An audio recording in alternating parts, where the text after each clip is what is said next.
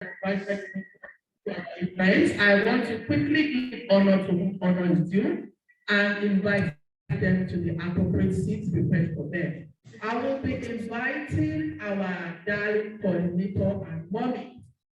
But before I do that invitation, I want to apologize in advance and ask for your pardon because I'm not, I don't have the Yoruba tongue. I'm actually Yoruba by heart, so I don't have the Yoruba tongue. And unfortunately, I've not been paid to speak Yoruba very well. I would have been a professor emeritus in Yoruba language. And so if I call these names not appropriately, pardon me in advance. I want to call on our mother and coordinator, Professor Muboshoni Bare, to the high table. Thank you very much, Ma. I also want to invite another important dignitary in the house, our Director for Gender and Mainstreaming Programs, University of Ibadan.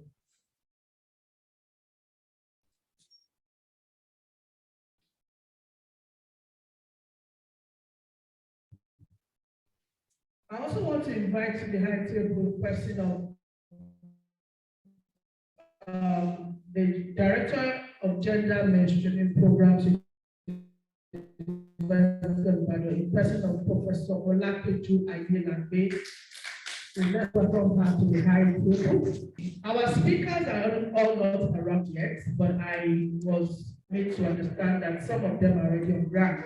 But there's another very important personality that I decided to call last because I want our ovation, our clapping ovation to be more. And she's the chairperson of this occasion, in person of Dr. Fumilola Ajani. Kindly welcome her to the high table, please.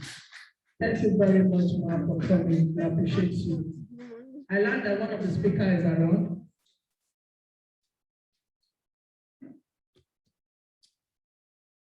Okay, she's Dr. Fumilola Ajani is the chairman of the University of Ibadan Chapter for our organization, our Women in Science for the Developing World. Thank you very much, ma'am. I learned that one of the speakers is around in person of Professor Oye Runke Oduola. Okay, Professor Oyeduni Arulogun, she's present in the house, I think, or we are still expecting them. So let us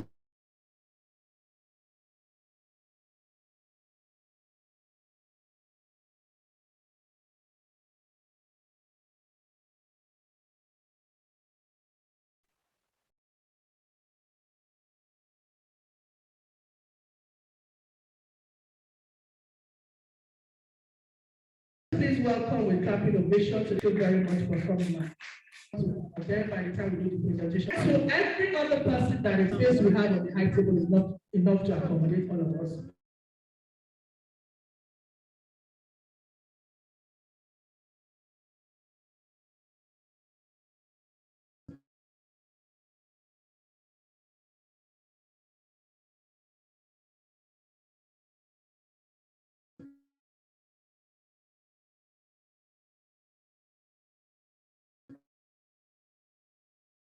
But we appreciate and welcome you.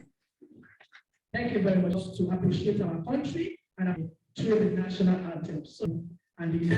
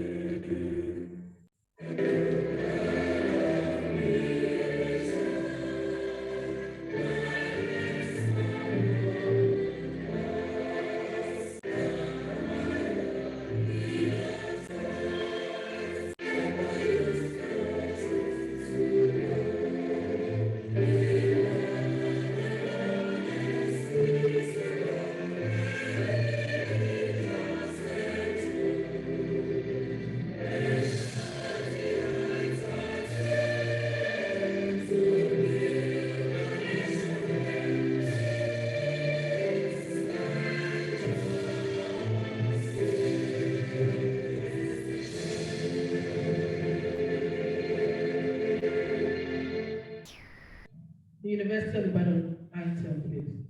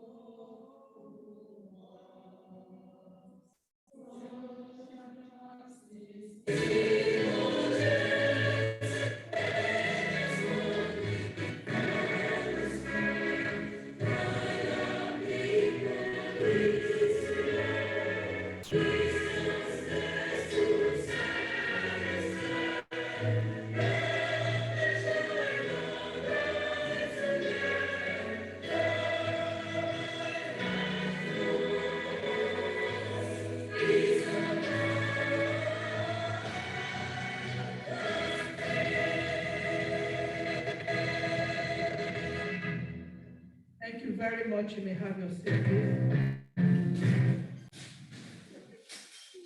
Okay, the next item program is welcoming address by our coordinator. So let us put a round of applause for Dr. Kumilola Ajani for the welcome address. Thank you, Dr. Patricia Taiwo.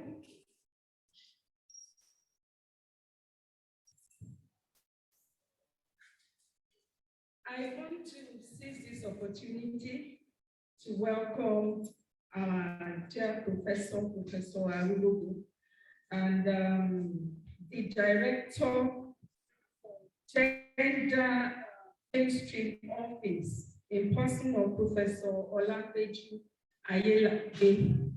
So also all the professors, the directors, the HODs, you're all welcome. I welcome each and every one of you present here physically. You're all welcome to this August occasion happening in the month of August. It is not a coincidence.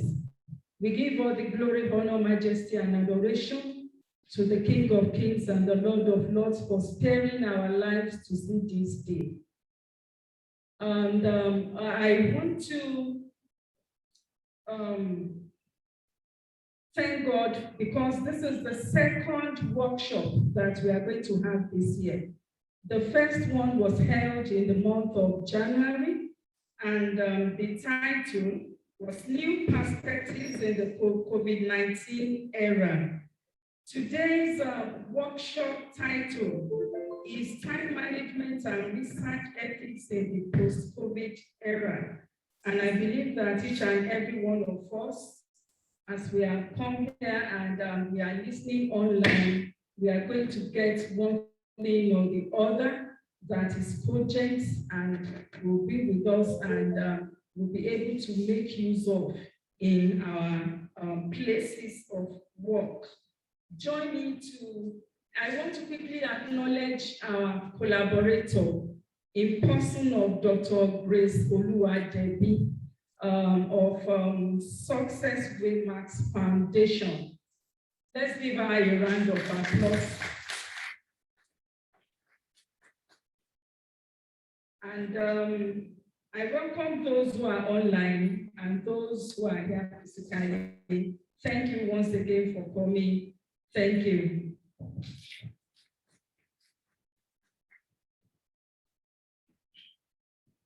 Thank you very much, Ma. I like the way we clap, but I think it can be better than that. Okay, right before we commence the workshop proper, I also want to appreciate those who are with us online for this program. We do not take your presence for granted. We appreciate you, professors and directors, as well as participants, for being a part of us virtually. And the next thing we are quickly going to do is step out and do our photograph. We'll take photographs immediately before we commence the workshop program. Okay, just before that, we will take the next item by our own Director for Gender Mainstreaming Programs in University of Ibadan, in person of Professor Oladebi Ayo. Thank you very much.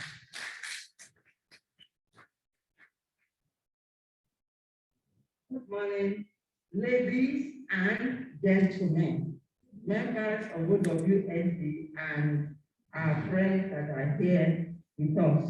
Now, the first thing I'm going to say, what is OWSD? Some of us are here and wondering what is OWSD. Possible, whether we are here or we are online. OWSD is Organization for Women in Science for the Developing Countries, developing world.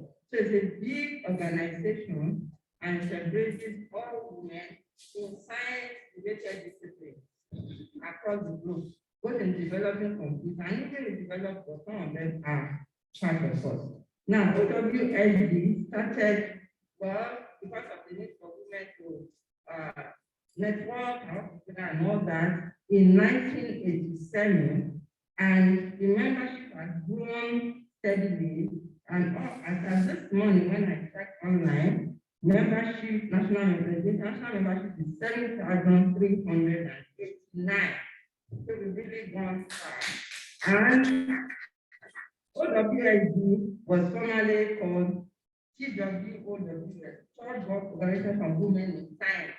That was the way it started, a Third World Organization for Women in Science. But since the name has metamorphosed to kind of be more embracing that really not third world again, they are all moving and they're all developing. And the membership like that has spread across, and Nigeria being a prominent country, of course. Even in Africa, Sub-Saharan Africa, on the length, a membership of Nigeria as at now is 1,571. So if you find that percentage, you find that Nigerian members are almost like a contract or something, or the membership worldwide. So you can see that we are really, really doing well in Nigeria. And the Nigerian chapter was just founded in 2010, not even a long time ago. But we are doing well and we are growing very well. And we encourage our young people as have not yet taken advantage. There's so much to learn and to benefit from all of this. To please log online and get to be a member, a full member, a member, and different kinds of membership. So you are very, very much welcome. Now, what is our theme for this workshop is time management and research ethics in the post-COVID area. Of course, we all know that time management is so and it's such an important topic and it's so relevant for this time. We all know as women especially, it's something that we all have to, we are all battling with, trying to get better by the day in our time management. Because the way God has created women, they know that they're created to be multitasking. They're always multitasking. There's so many things you try to juggle together at the same time. And essentially, all of them are important. I mean, your family, you can't about the family because your career woman, your career is important, and there's so many other issues that are craving for attention. So I'm happy that the planning committee came up with this topic, which I know is really, really going to benefit all of us. And then we know a lot of us, we are all involved in research in one way or another. So research ethics is also important for us to be successful in our research. As we're going to make waves and make impact in our world, we need to understand, we need to know some important things that will further move us forward and help us to get out of trouble. So it's so important, and I want to really appreciate the LOC for coming up with this very nice topic and for having it both physical and virtual, so that as many people as possible can be part of it.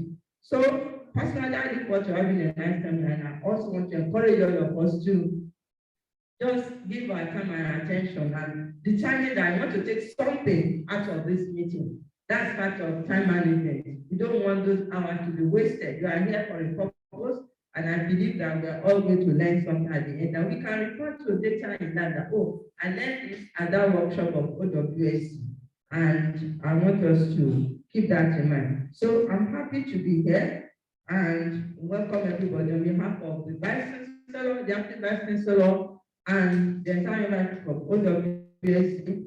Welcome me and we declare this workshop open. Thank you very much.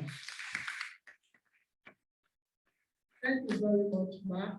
So we will quickly step out and take our photograph before we continue the workshop proper. Thank you.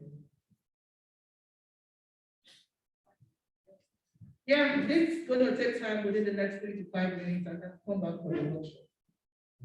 Please, thank you.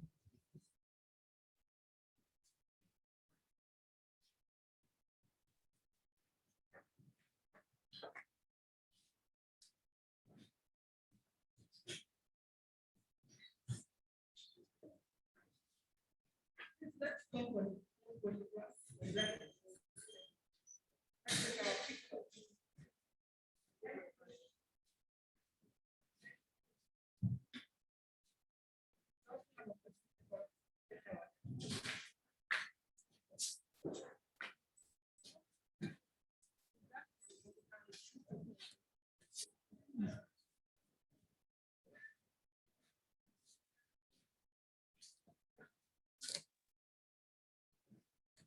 Group photograph.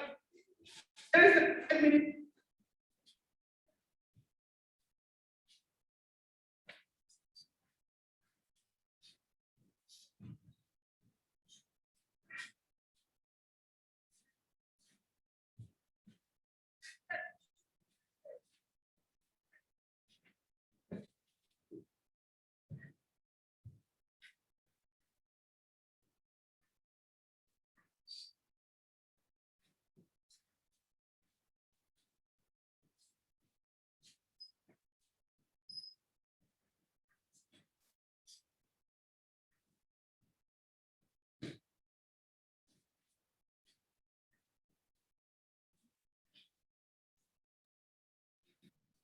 Trained them in the lab, and pushed them towards night school.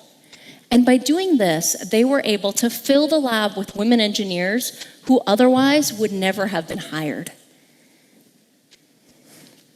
Now, it wasn't enough just to change themselves. They had to change their workplace.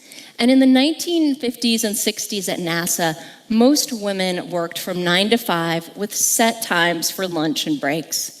And while this traditional schedule works for many, even today, it wasn't ideal for this group of young mothers. And so they took a radical approach. Thanks to their female management, they were able to come and go as needed, as long as they got the work done. Now, don't get me wrong, this is the middle of the space race, so by necessity, they are working long hours. During a launch, they are frequently working all night in mission control.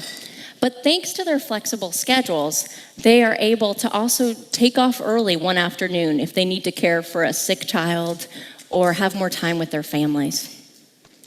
Now, many NASA centers at the time also imposed a strict no talking policy for their female employees. Male managers were so worried that their women would just spend all their days gossiping at work. As you can imagine, the women of JPL took a very different approach. They became close friends. It's time management and research ethics in the post-COVID-19 era. And what we have done as a planning committee is to split this topic into two. We have time management in the post-COVID-19 era, and we have research ethics in the post-COVID-19 era, divided into two. So we have research ethics 1 in the post-COVID-19 era and research ethics 2 in the post-COVID-19 era, because that's a wide topic that requires 2 speakers to do justice to. And to do justice to the first topic, which is time management in the post-COVID-19 era, we will be listening to an erudite professor, Professor Oyedunni S. Arologu, But I'm sure that many of us will be curious to know who she is, what she focuses on, and what she does. So in the next few seconds, I will be giving you a citation of this and that question. Professor Oyedumi Shola Arulogun is a foremost health promotion and education specialist with over 18 years of experience at the University of Ibadan, Nigeria, which is the leading Nigerian academic institution that teaches students from various social and cultural backgrounds. She is the first female professor of health promotion and education in the University of Ibadan, and the first female to become the dean of the Faculty of Public Health, University of Ibadan. I think we should clap for that. She has received training in addition to her basic academic degrees, which are B.Ed, M.Ed, PhD at the Margaret Sanger Institution, South Africa, London, School of Hygiene and Tropical Medicine, GAD International Management Institution in Israel. Her key competencies and skills include, but not limited to, community engagement, qualitative research, mentoring, and capacity building. Her research interests include reproductive health of adolescents with bias for the disabled, gender, stroke studies, child survival strategies, tropical diseases, health promotion through health system approach, all of which embrace community-based intervention to influence behavioral change. Professor Arulogun belongs to many professional bodies. She's a fellow of the Royal Society of Public Health, United Kingdom. She's a fellow African Study of Population, International Union for Health Promotion and Education, Speech Pathology, and she's a fellow International Union of Health Promotion and Education, American Society of Clinical Oncology, Population Association of America, Speech Pathology and Audiology Association of Nigeria, SPAN, African Medical Rehabilitation Therapist Board, Center for Palliative Care Nigeria, Chair of the State Action Committee on Neglected Tropical Diseases. In year 2017, Professor Arulogun received a certification of recognition for being a patriot, an achiever, and role model. I need to clap for that. Professor Arulogun is an avid researcher of international repute. She has served as principal investigator, co-principal investigator, or co-investigator on several internally and externally funded projects and grants, including MacArthur Foundation, World Health Organization, Unilever, Nigeria Institute Health, National Agency for Control of AIDS, NACA, World Bank, University of Ibadan, Senior Research Grant, and Bill and Melinda Gates supported University of Ibadan Center for Reproductive Health. Another round of applause for that. She possesses excellent administrative, verbal communication, and writing skill, along with constructive and effective teaching methods that promote a stimulating learning environment. She is the current chairperson of your State Advisory Committee on Neglected Tropical Diseases, as well as the current director of the University of Ibadan Center for Entrepreneurship and Innovation. So welcome with me, Professor Oyedumi Shola Arulogun, for her presentation on time management in post-COVID-19 era. Thank you very much.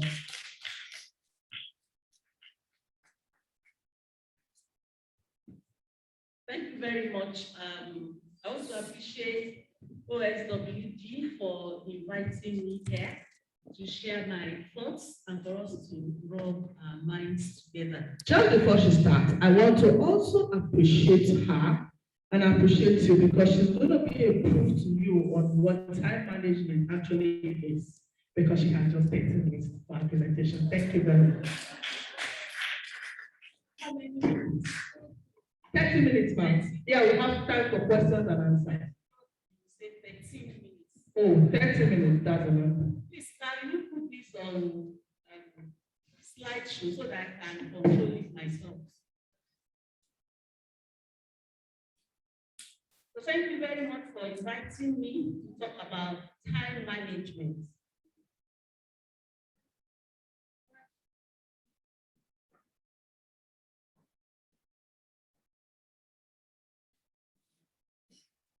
give a little background of why we should talk about time management, especially as women. And then we look at tips for time management. Slideshow.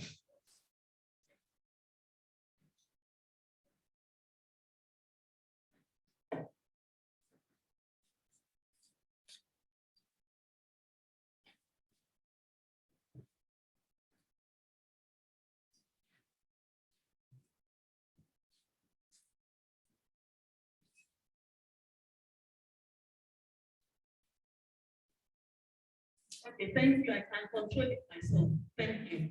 So thank you for inviting me here. It's deeply appreciated.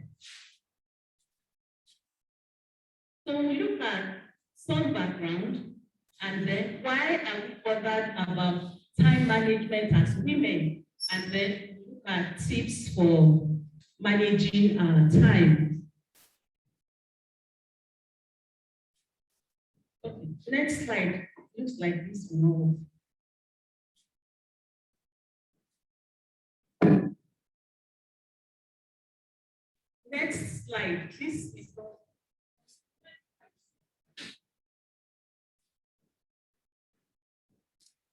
Okay, next slide, please. Next. Okay. So as women, you would agree with me that we always think we have not done enough. True or false? Oh, I've not done laundry. I've not done shopping. I have a manuscript to write. Especially if you are in a profession like ours, you either publish and prosper. I don't say otherwise. So you are running, you are running, you are running. And then if you are lucky, you are made director of gender mainstreaming. In addition to running and being yaya. So we are always saying, I haven't done enough. I haven't done enough. But the truth is that we are doing more than enough. And we were brought up to multitask. In fact, they tell you, mother should say, I don't know how to translate that in English. That is, as you are learning a skill, you learn how to be fast about it. And so they tell us, if you can do so many things together, that makes you a superwoman. We didn't know we were killing ourselves. So we grew up to learn to multitask. We are breastfeeding, we are cooking, we are using one eye to mark, we are doing one thing, then go, I've not made my hair, then we are running helter-skelter. But recent research is showing that multitasking is actually detrimental to productivity and even damaging to the brain. So when we talk about multitasking, what are we saying? It means we are doing more than one task at the same time. And both human beings and computers multitask, but human beings are not made for multitasking. The computer is made to multitask, but as human beings, we are made to do one task at a time. In fact, the plenty of science is proving that multitasking actually makes us less productive in our work environment. Now, this is what happens when we multitask. Next slide. Research has shown that when we multitask, it lowers our IQ. It lowers it by 10 points. And so when we multitask, our body is like somebody who didn't sleep all night, or someone who has taken marijuana. That is the effect that multitasking is doing to our body. And it means that we are losing 2.1 hours a day, which means in 1 year, we will lose 546 hours. But meanwhile, we are saying I have to be able to do so many things together at the same time. So when we multitask, next slide, what happens? our attention span decreases, our brain function slows down, our brain structure changes, productivity decreases, work quality and efficiency suffer. I have said that our IQ decreases by up to 10 points and our stress level increases. So no wonder we are not able to sleep well, because we are one eye asleep, one eye awake. And in our sleep, we are thinking of unfinished business all the time. So the myth about multitasking, next slide. The myth is that when you multitask, you get things done. But the truth of the matter is that we get less done. So we are just saying busy for nothing. We are just busy for nothing. Now, if you look at this, next slide, please. If you look at this, quality of work done, amount of multitasking. The less multitasking we do, the better results we get. But we don't look at it that way. We usually think it is the amount of things that we can do at the same time that makes us who we are. Next slide. Who can identify with that picture? I can identify because I have more than 2 hands. Abi, all of us here, we have more than 2 hands. You can see one hand is holding the computer, one hand is holding the baby, one hand is holding the wine cup, one hand is in the gym, one hand is baking. So this is all of us in this room, Abi. All of us in this room, this is who we are. And that is why we are talking about time management. And fortunately, we are at University of Ibadan, where everybody is a man. Everybody in University of Ibadan, academic person, University of Ibadan is a man. Yes, we are all men in University of Ibadan. Otherwise, the race would have been run differently. So we are in a situation where we are in a job that all of us are men. Despite the fact that this is who we are. Really. So before we start talking about time management, we need to identify what are the things that we waste our time on. That will help us. Because if we don't know what takes away our time, we will not be able to appropriately plan our time. Next slide. So the question is, are we going to be able to never multitask? The answer is no. There is no way we can run away from multitasking. But then, now that we know the dangers of multitasking, then we can realistically tell ourselves, what are the things that I must do if I have to multitask? Because we will discover that some of the things that we do, we don't have to do them really. Next slide. Next slide. So time management is about how we organize and plan our day and how long we spend on specific activities. And when we are able to do that, we would reduce our stress. We will have superior professional reputation. Our productivity will be higher. And we will have more opportunities for advancing one's career. I know many of our mothers, many of our senior colleagues couldn't go far because they had issues managing all these 10 apps that we have. And as a result, they just say, okay, at least I'm happy. My home is good. My children are doing well. But in the innermost part of their hearts, They wished they were sons.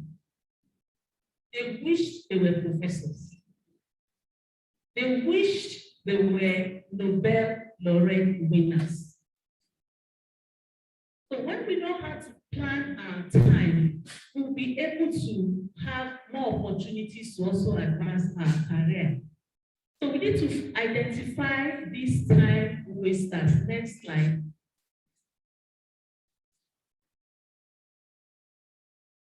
Now, these are the time wasters. Meetings, whether they are scheduled meetings or not. Now, it's even worse in this era of COVID. You just discover, saying you are having like 5 links for meeting in one day. And the question is that now with COVID, there's no respect for your time. Everybody is just fixing meeting and sending you Zoom links. And so, which one would you attend? At some point, we will get to a point and say, I'm not even going anywhere because I am mentally fagged out. So, meetings are one of our time wasters. Mail. Many of us, when we sleep and wake up, the first thing we pick is our phone. We are checking mails. We are checking Twitter, our Twitter account, Facebook, Instagram, all of that. We are checking the news, we are on CNN, or we are chatting with our colleagues.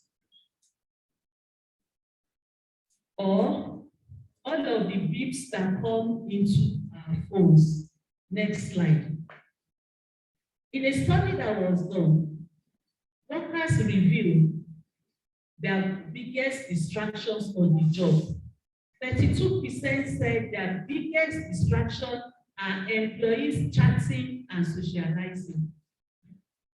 And we can fit into this as well. True or false? Especially when you come in the morning and there's no light, what do? You go to the corridor and start gisting. Abi, you start gisting, now you talk about COVID in UI. Now you talk about whether what happened in Afghanistan is also going to affect us here. Then those of us who watch BB Niger, you will talk about what you saw on BB Niger. Abi, those of us who watch whatever. So we stay on the corridor and we chat and chat and chat. By the time we discover we have spent 1 hour chatting, but we didn't know we had spent 1 hour.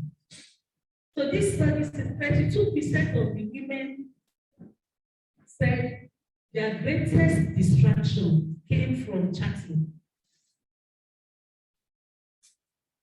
and socializing, followed by non-business related internet use. Because we have the internet, before you realize what is happening, you have moved to something else. Many times when I walk behind some people's desk, it is Jennifer that I see them watch. And they're so engrossed in the Jennifer's diary at the expense of the real work. And then suddenly you realize, time is going. I haven't done anything. I mean, it's natural because the facility is there. 23% said attending meetings. 9% said taking personal calls or emails. And 6% said work-related email. So we can see that our greatest distractions are not our work. There are other things that we never think about that takes our time. Next slide. So that takes us to the tips for time management. We need to wake up early. When we wake up early, we do our morning devotion, and then we are able to plan, how do I move today? It gives us time to do some planning. Other than when, this is like me, I usually leave my radio on on certain days because I want to listen to some programs till 12 midnight. So I leave the radio on so that when they start with national anthem the next morning, I will know it's 5 o'clock. So I leave my radio on till 5 a.m. so that it will wake me up. So we do our morning devotion, then we're able to plan how the day goes. But if we don't wake up at 5 o'clock and you have 3 toddlers in the house, and thank God they are on holidays, and you don't wake up at 5 o'clock, each of them will ask for something different. So you will use all your hands that you have to sort them out. We need to schedule everything. Even the time we sleep, we need to schedule it and keep to our schedule. If you want to check the phone, we need to tell ourselves, I will not be checking my mails just anyhow. There has to be a specific time of the day that I check mails or that I make calls. I know in Nigeria, we don't respect work hours. We just call anyhow. But if you call people abroad, they'll tell you, I can't pick for that. I said, because their lives are compartmentalized. There are times that you can pick call. We need to get to that stage to say, sorry, you can't just call me anytime. I will call you back. And when they know you will not pick the call, they will stop calling you. That is the truth. We need to observe the 2-minute rule. What does the 2-minute rule mean? Especially for us in the academia, in research. You want to write a proposal. When do I start writing this proposal? When do I start writing this manuscript? When do I start doing this? But if you take 2 minutes, write something 2 minutes and leave. You go back another 2 minutes. Before you know what is happening, the job is done. So I tell people, when they say, I don't know where to start from, I said, go and write a line. Just a single line. It doesn't have to make sense, write it. By the time you write a single line, your mind is there to write the second line. But if you are just thinking, when will I start? We will never start. Also, we need to manage our attention. What are the things that catch our attention? Do we have to respond to everything on the group WhatsApp? We don't have to. The other day, one of the groups I belong to said, in this group, some people are silent, some people are sleeping, some people are listed all manner of combinations. And they said, where do you belong? I replied, hybrid. I replied, because at some time I will sleep, at some time I will ignore you, at some time I will just refuse to say anything. So we need to manage what catches our attention. Some of us, we just want to keep up with the trend. You can't keep up with the trend. It's not possible.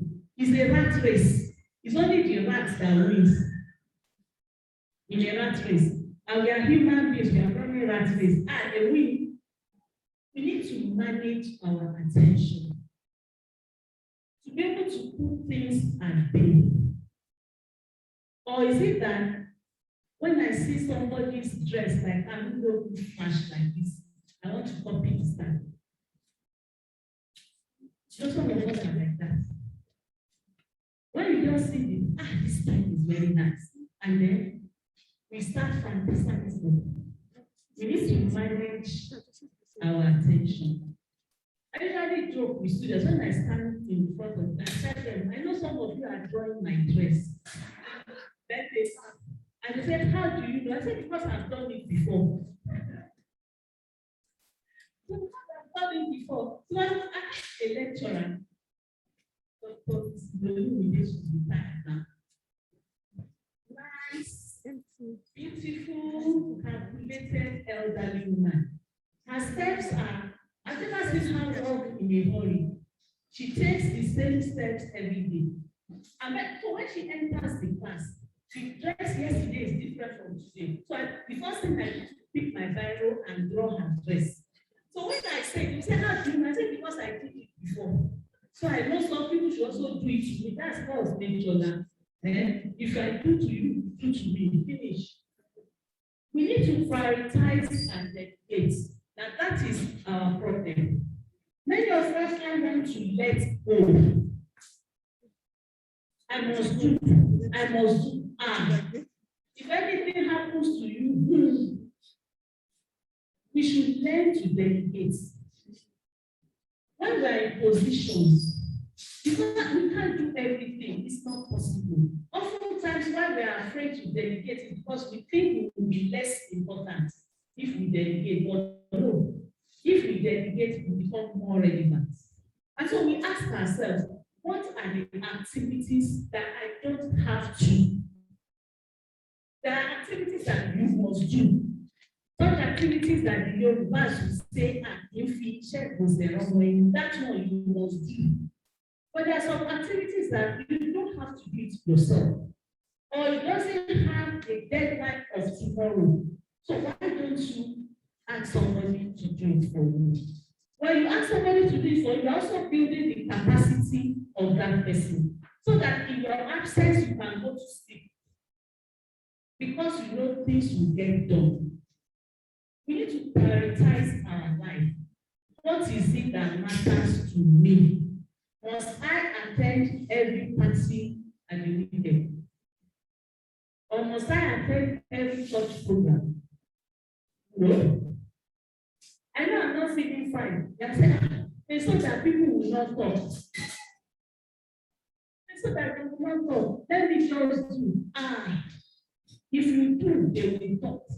If you don't, they will talk. So why don't you think about your welfare and prioritize things for yourself? We have some times with us that we don't know, we don't have anything to do. Such time are what we refer to as unstructured time. If we have such time with us, let's allocate them to something. Oh, on Thursday evenings, I usually don't have anything to do. Can I learn something new? You know, it's been funny. One day I said, I wanted to learn how to sew. I wanted to learn how to type. Somebody said, which one is your business? And which one is your own business? And when I said I wanted to learn to type, there were no computers. There were no bus of computers, not to work of laptops. Everybody were using typewriter. What's your business? At least you are typing something for me now. I should know what you are doing. I didn't know all of us will become typewriters.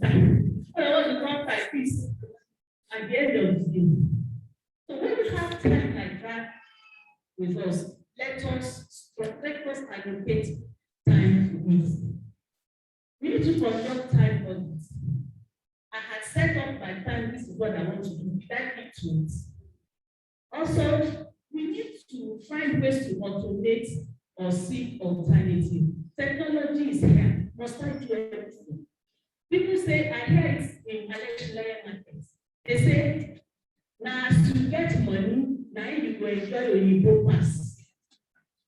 There are things that you don't need to do yourself.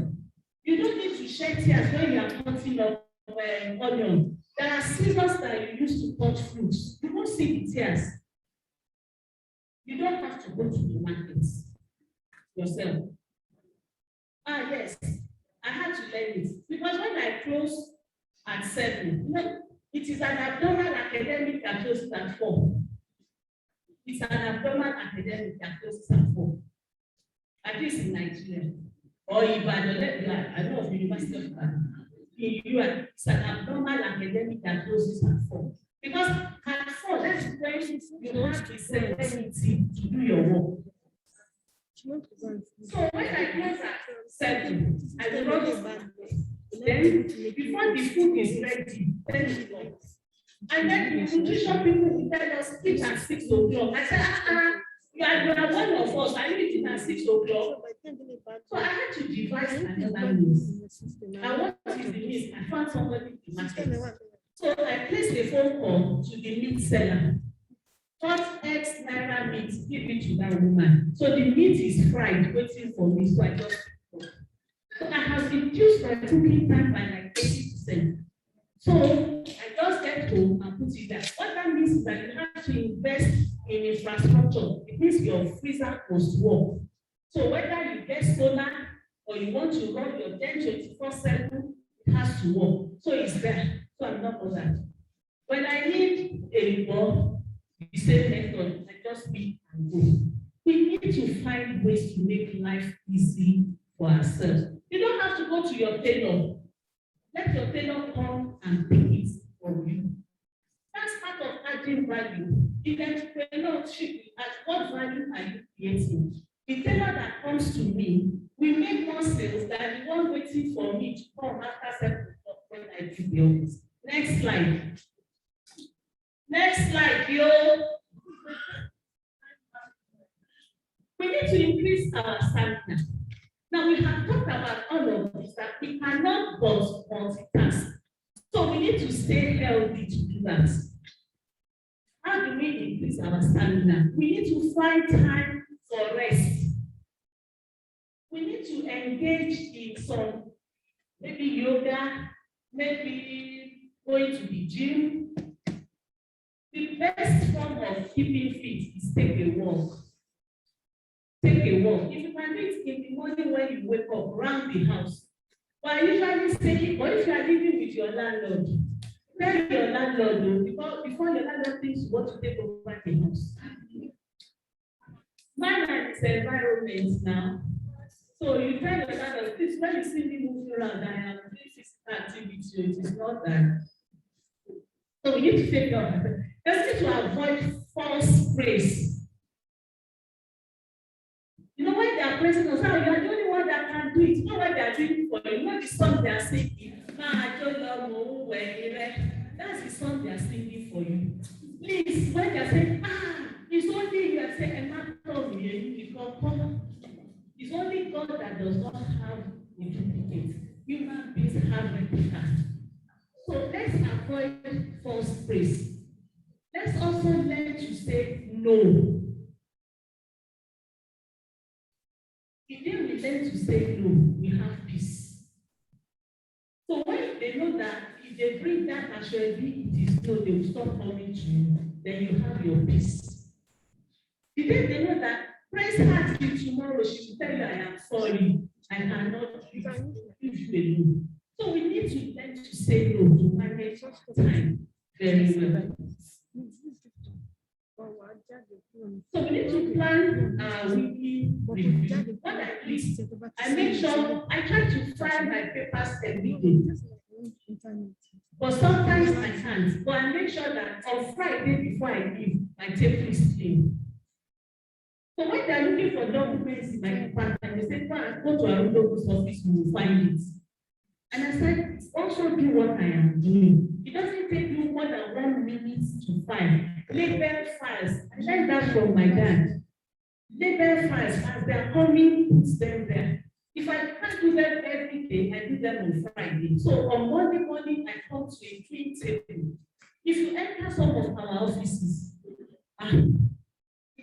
the books that will welcome you, we need to take time for ourselves. We need to do some outing for ourselves. You know, I have 2 friends one day. We've been planning, we need to have girls outing. So one day we decided today this girls outing must take place. So we took ourselves to lunch. We went to Martha's kitchen. We ordered seafood rice, all manner, and then we took the pictures and sent to our husbands. And we told them the girls are having a phone. We need to do that to ourselves. We don't have 2 lives. And if you don't love yourself, nobody will love you for it. Next. So all I have said and summarized in these 4 Gs. Drop unimportant tasks. Delegate what that is not necessary to do. delay work that is not needed immediately, and do what is essential and adds value. So everything I've been saying are summarized in this form. If you can do before this, delay, delegate, drop certain things, and do what is important, we'll be able to manage our time effectively. Next slide. After this, the key is not to prioritize what's on our schedule, but for us to schedule our priorities. So it is in our hands. Our time management is in our hands. And finally, remember, take baby steps. As we are here, we all think, oh, I will do all that he said. Oh, easy. We start by babies learn to walk. The baby will first of all crawl and then take the first step. And the success of the first step,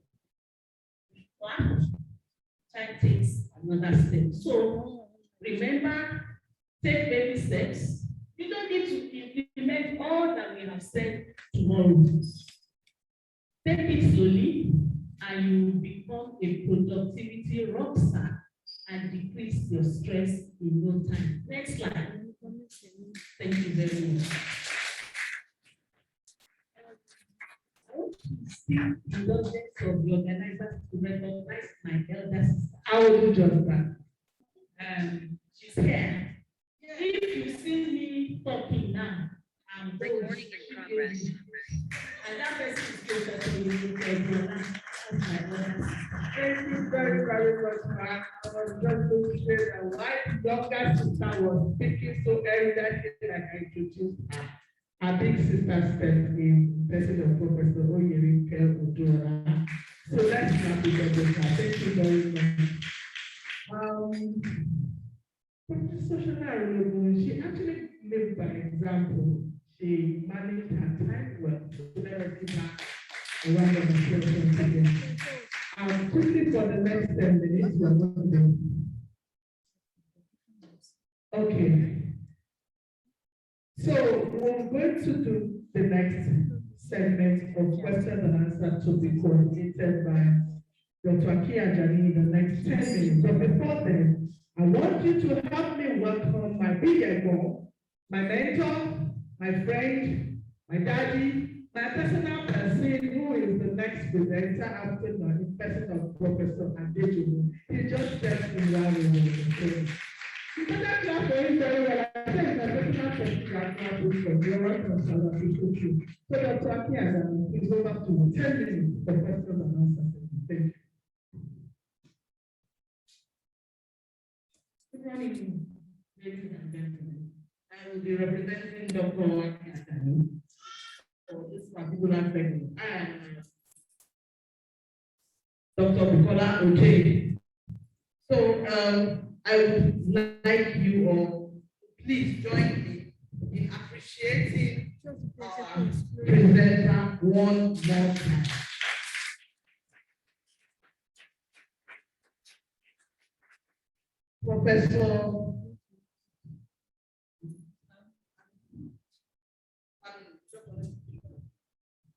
Professor Arulogun has given us a very, very concise and practical example of how to manage time. She managed the presentation. Thank you very much, ma'am.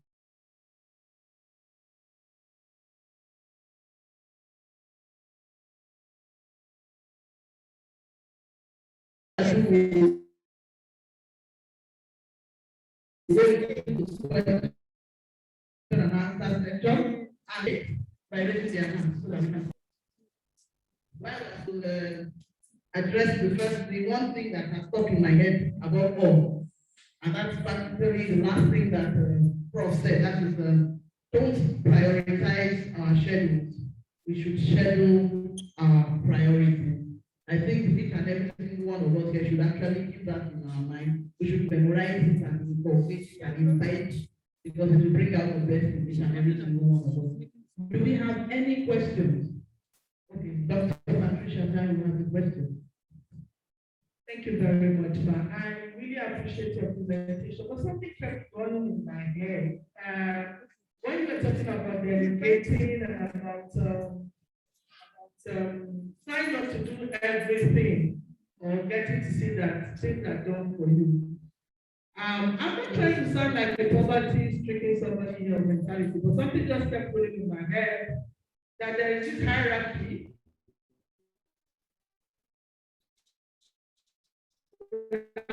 Those at the top who have so much money, I want to manage the process.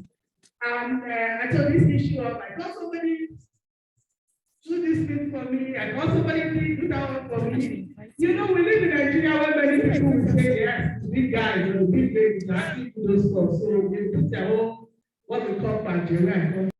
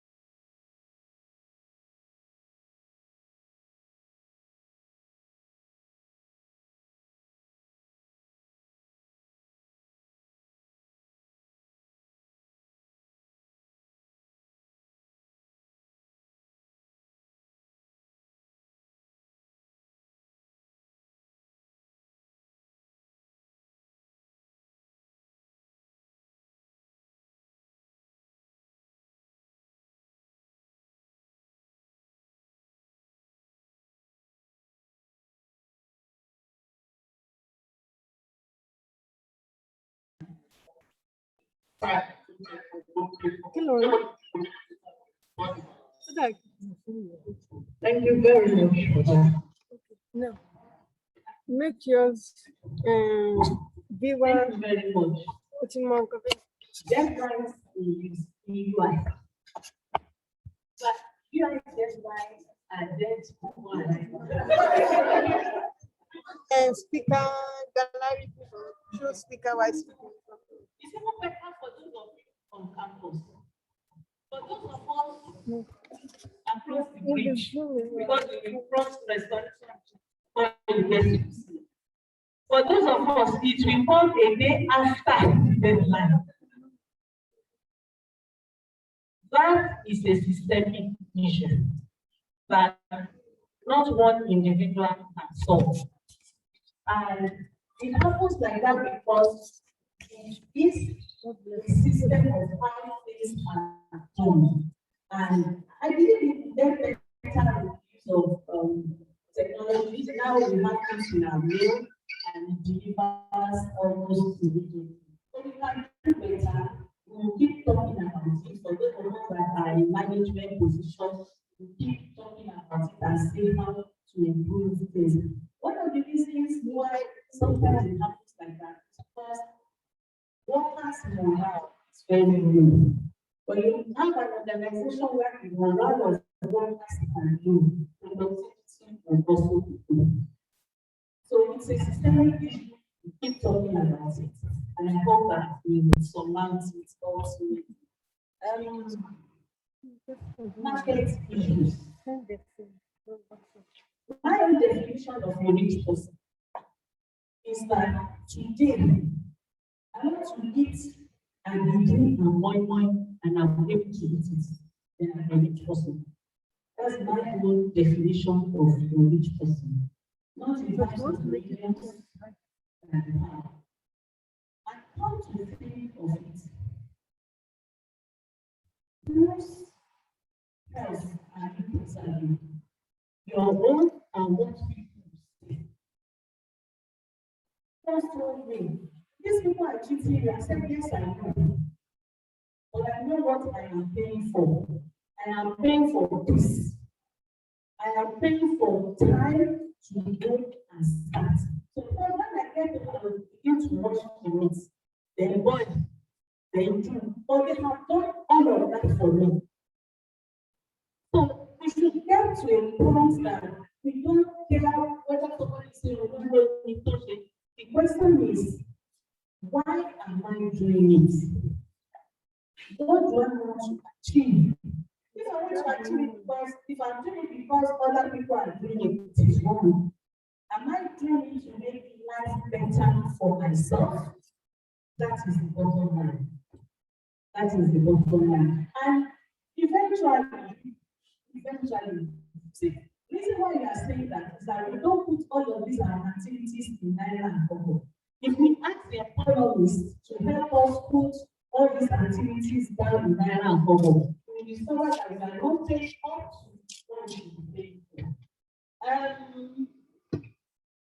How we should store food. Each and every one of us have an idea of our consumption level in our different homes. So we should be able to gauge,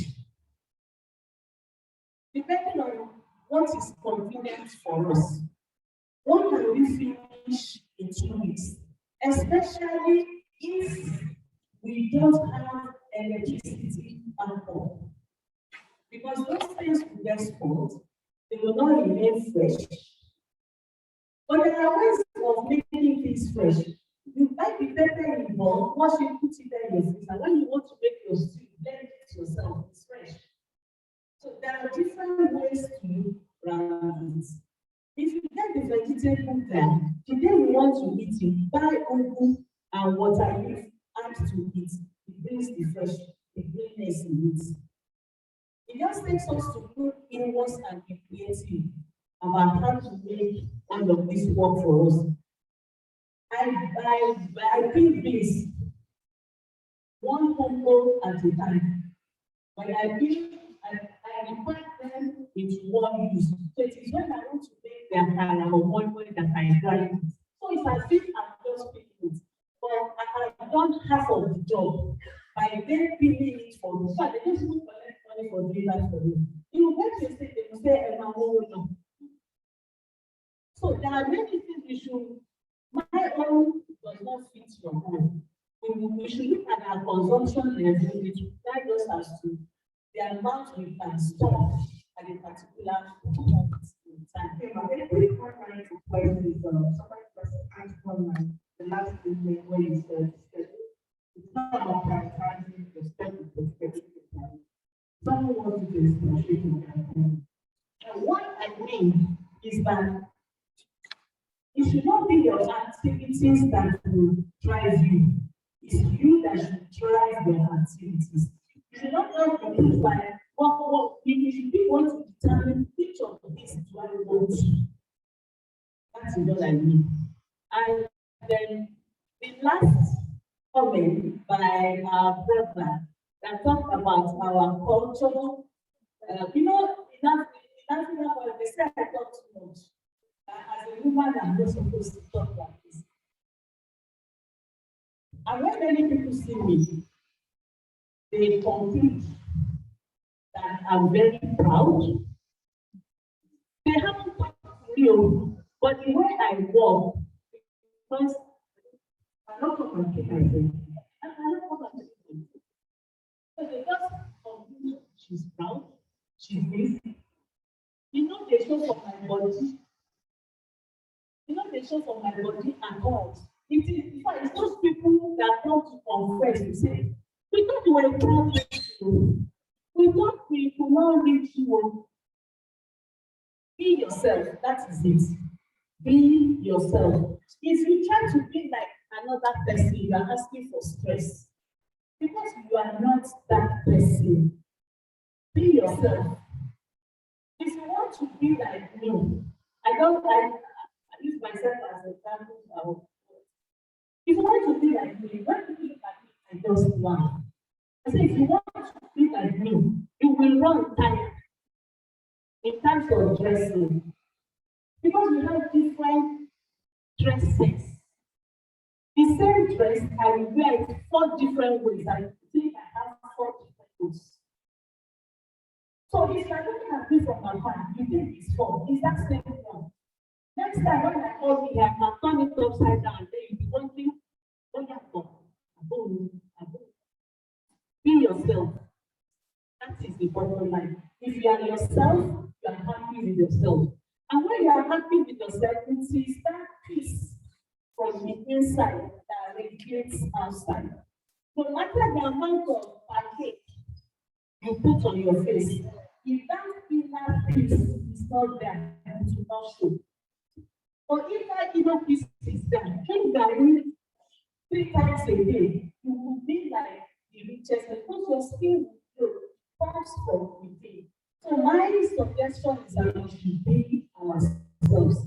It's good to appreciate other people. It's good to admire other people. Has made you host. Even twins, identify twins of their fingerprints, not the same. Thank you very much. Very powerful round of applause for that. Be yourself. Thank you very much. I appreciate you, ma.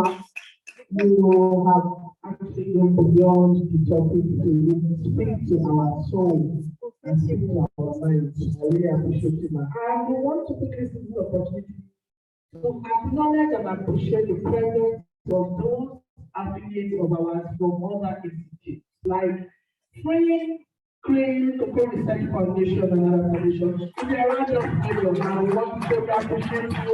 And for those online who we appreciate and thank you for coming. Our workshop is ready, and like I said, the second segment is focused on research ethics in the post-COVID era. But in order for you to have a balanced perspective, we are giving you perspective from the social sciences and from the sciences.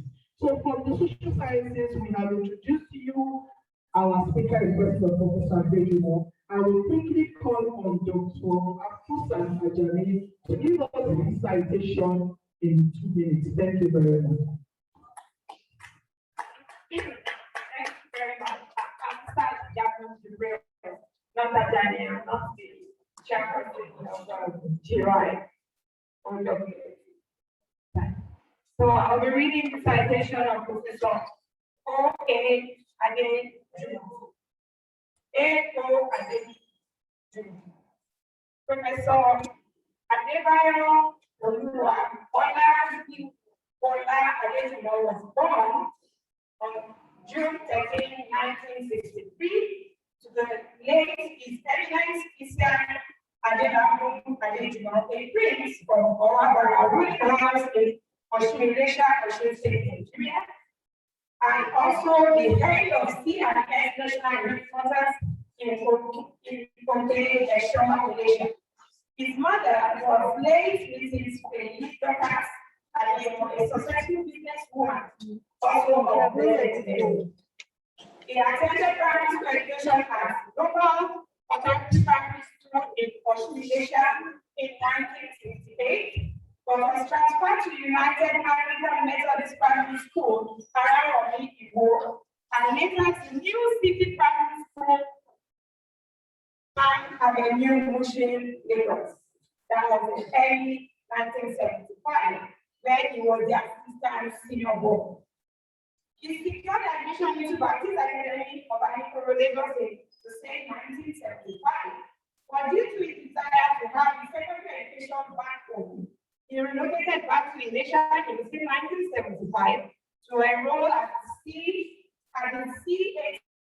High School, Iresha, where he completed his secondary education in 1980 with a division grade 2. He joined the services of the Federal College of Education Special in Oyo State in 1981, where he was the science laboratory technician. Professor Adebayo attended the then Ondo State School of Nursing at now Ekiti State University Teaching Hospital in 1982, and passed the nursing and midwifery school exam in 1985. He joined the services of Mercyland Hospital in the state 1985 and was instrumental to the transformation of surgical services unit of the hospital before the then administration changed the nomenclature of the hospital to Lancet Teaching Hospital. He had his first basic nursing training in UBTH School of Post Basic Nursing Studies in 1988, where he specialized in operating room nursing and graduated with distinction grade. He met his wife, who was then a student in UBTH in 1988. Professor Adebayo was offered appointment at OWSD as well as UBTH in early 1989. However, he chose to accept UCH Ibadan offer, even though with a lesser pay, given that he was the first male nurse in the history of UCH to be employed as a trained and certified operating room nurse. His dexterity and uncommon heart for high standards in intra-operative care and operating room management was contributory to his secondment to the pre-operative nursing school that was newly established in UCH as an instructor and tutor in 1991, meaning that he combined classroom teaching in pre-operative care with direct strong and circulating roles for men. He became the external examiner to the pre-operative nursing program in UBTH for many years too, with field trip experiences taking him across many states in Nigeria for over 17 years. He secured direct admission into the Nursing Department College of Medicine, University of Ibadan in 1992 and completed his BSc Nursing program in 1996. He was also admitted to the Department of Psychology, Faculty of Social Science, University of Ibadan in 1996-1997 to read clinical psychology. He completed the program and switched over to the developmental psychology unit for his PhD, which he completed in 2004. His research project through the encouragement of Professor Isibo Abani got him the first research scholarship and laureate of the Union on African Population Studies in 2004, and the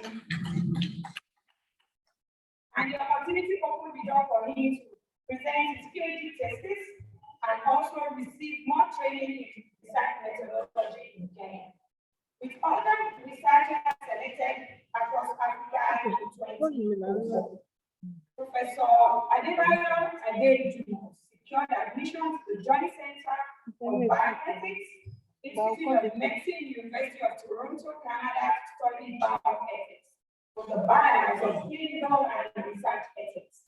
It was in this school he got his nickname bioethics.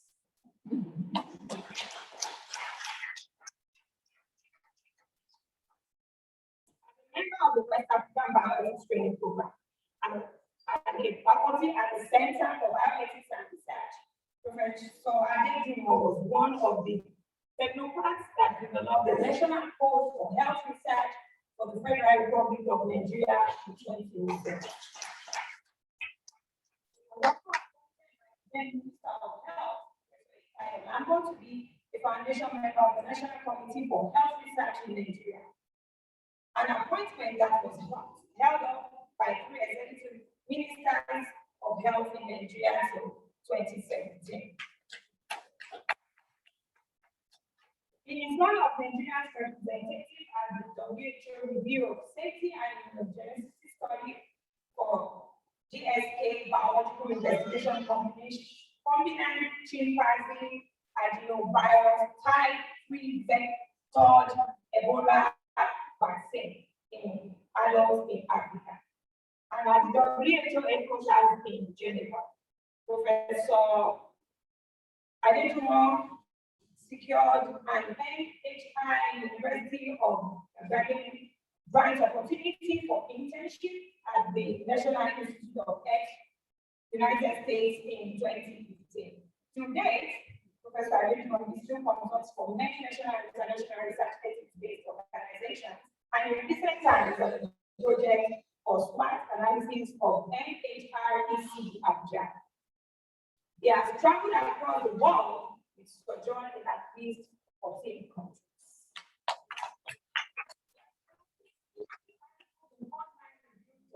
Produced 4 PhD holders, with 2 of them as HODs in other universities.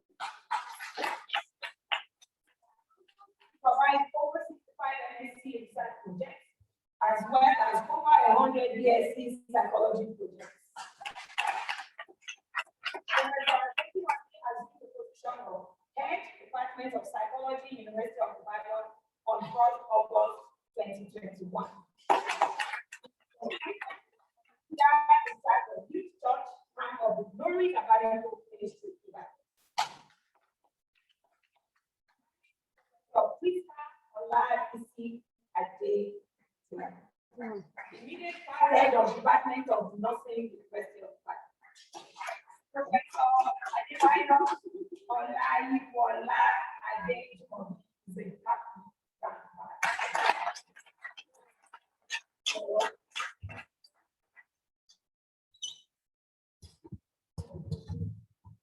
Thank you very much, Dr. Research Degree. Apologies for calling you Dr. Ajani. We welcome Professor Adejumo for his presentation in 30 minutes. Thank you very much, sir.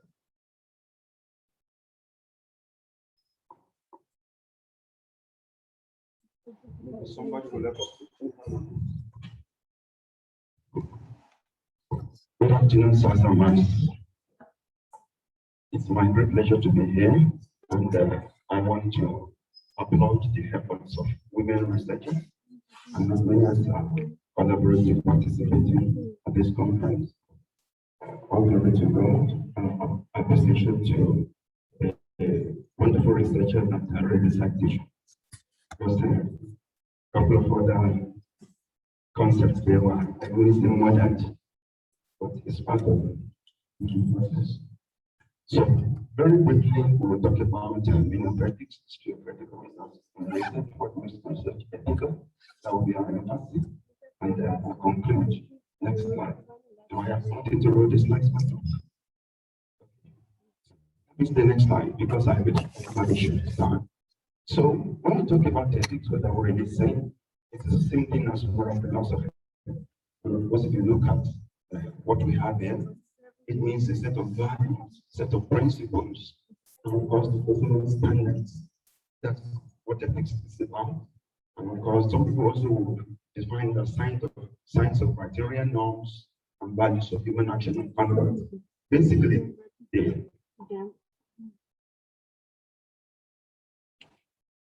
so you can see the third unit.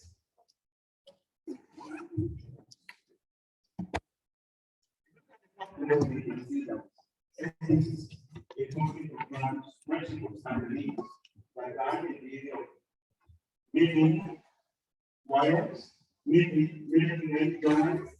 For the whole principle learning so much now, it means the reasons for you to do what you're doing. What's the essence? What's the primary motivating factor? What's driving you to behave the way you're behaving? Ethics is at the bottom of it. But within the context of recent ethics, principles mean beyond that. It means certain specific activities that you need to put in mind when you are making any ethical considerations. And of course, there are 4 basic ones you must have encountered in the literature. We talked about autonomy, we talked about beneficence, we talked about non-maleficence, we talked about justice.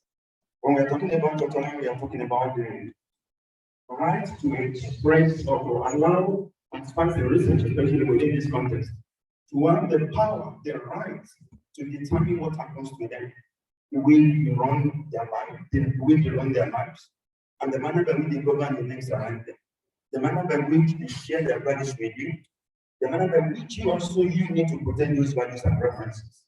So autonomy is about right to set governance, right to set rule. So when you're including people in research, be mindful of that. Although we are the other side, higher side of the ladder, but despite that they may be lower in status, they are still sui generis. In other words, they should still have the right to govern what to do with their lives and the way they run their lives. When we talk about beneficence, we're saying basically every bit of what you do in research primarily should be of benefit to that participant in research. In other words, there should be something new that we are contributing, that we are bringing to the life of that person who participates in research. And there's also the beneficial aspect of the essence of your research, the purpose of your research, either to that community or to the general population. But of course, you can put that in the larger context, because it's not in all instances that the research that you are trying now to be of direct benefit to those participating. Look at clinical trials, for example. They are COVID now. We have had Ebola. It's not all those who participated in those trials that are actually living. Some are dying. But it is significant for a few to die for us to save the life of very many people. But if it's not in a clinical trial situation, if it's not in a therapeutic research situation, research basically should be of direct benefit to those who participate. But when it doesn't even bring the possibility of direct benefits, it can bring indirect benefits in form of maybe therapies being produced and the generalizability of outcome of what you have found out in your research. They can be able to solve specific social problems. Okay?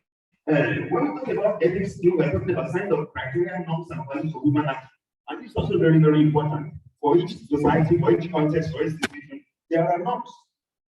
If you are checking your blood pressure, there is a norm you have to follow. Age differences, gender differences, line, positional differences, notwithstanding. Also, when you are checking your PCD when you are menstruating may not be the same PCD when every other thing is perfect. But I'm not saying that menstruation period is perfect. Don't misunderstand me.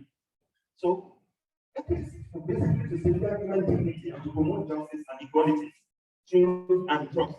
And in a nutshell, ethics is individual reflection on morality. Which would understand? Okay. Basically, ethics aims at achieving 2 things. One is to tell us how we ought to act in a given situation. You find yourself in a situation that's not very peculiar. And apart from that, also tell us the reasons for doing those things you want to do. You may be an animal researcher, and for one reason or the other, you have the benefit of giving a treatment to treat a particular situation, but you want to convert it to maybe a research experience. In that kind of a situation, what will make you to choose which of the animals in your cage that will benefit from that therapeutic intervention as against the other one that you didn't pick? There are criteria to be followed, and there are guidelines that are already set. But it's not in all instances that those criteria or Eurocentric standards will play out in your context. So how do you bring those guidelines, national and international, to bear when it comes to the nature of research you're going to do within your setting and within your context? These are questions that ethics will address. So, well, yeah, all that we also, mix up three concepts: ethics, policy, law. Policy is words on a normal day, click on something, give you some, click on something, someone's running that. Somebody should click something to bring something out. Who is rolling the slide? Okay. So ethics maybe in one way or the other appear or sound similar to policy, law, and all of that, but there are distinctions. There are lots of similarity and differences. Policy is what we usually do. The right to come here, there must have been communication with the group, they must have exchanged with me. What are the demands? What are the expectations? So that's the policy. But I may choose to abide by that. I may mellow, I may jump up with those standards. For example, you ask me to reduce the volume of the slide, but I feel like I'm just navigating. By the time your questions stop, I may not need the slides. But it's nice for us to at least have something like a working document. That's the policy. But that's different from when it is a law or something that is legal. Everything that is legal is codified, and it just must be upheld. You cannot wave the right on that. For you to refuse to use your seatbelt, you can be arrested and you'll be issued a ticket. Okay, you can't say not to be a professor. I can drive without my seatbelt. It doesn't work. Okay, but the two use may be legal, but may not be ethical. You still keep claiming because there are things that is not here. Who is holding the slide? I just want to make an eye contact with that person. I'm not going in a normal thing to have my. Okay, so law is what you must do. Click again. But ethics is a normal thing. What is shown to. You're claiming that the meeting stepped into your office in the evening, 5:30 in the evening, the faculty is silent, and she popped out things that the children see, and you said, she offered herself willingly. No. What should you do if you find yourself in that situation, ethically or morally? There should be number 6 or something within you that tells you what your life is to be. But we do not say, the law is making to the part. Because there are other things you may need to do beyond that. So we will look at that online. So there are areas of submissions in ethics. We have disputed electronic ethics and ethics. We are not making ethics. Let's give some science because of that. Let's give some science because of that. So, but when we talk about research ethics, the manner by which those ethical principles become applicable within the context of your study. One thing is to have knowledge about something. Another thing is to, number one, have the capacity to apply the principle, the knowledge that you have gained in a useful manner. So you can say somebody could be a partner to access solution. You already knew, and you must have got a people that you don't smoke. But you some people just smoker. You have asked some people before. Somebody could be a virologist. He's given lectures globally, but he runs at everything he spends.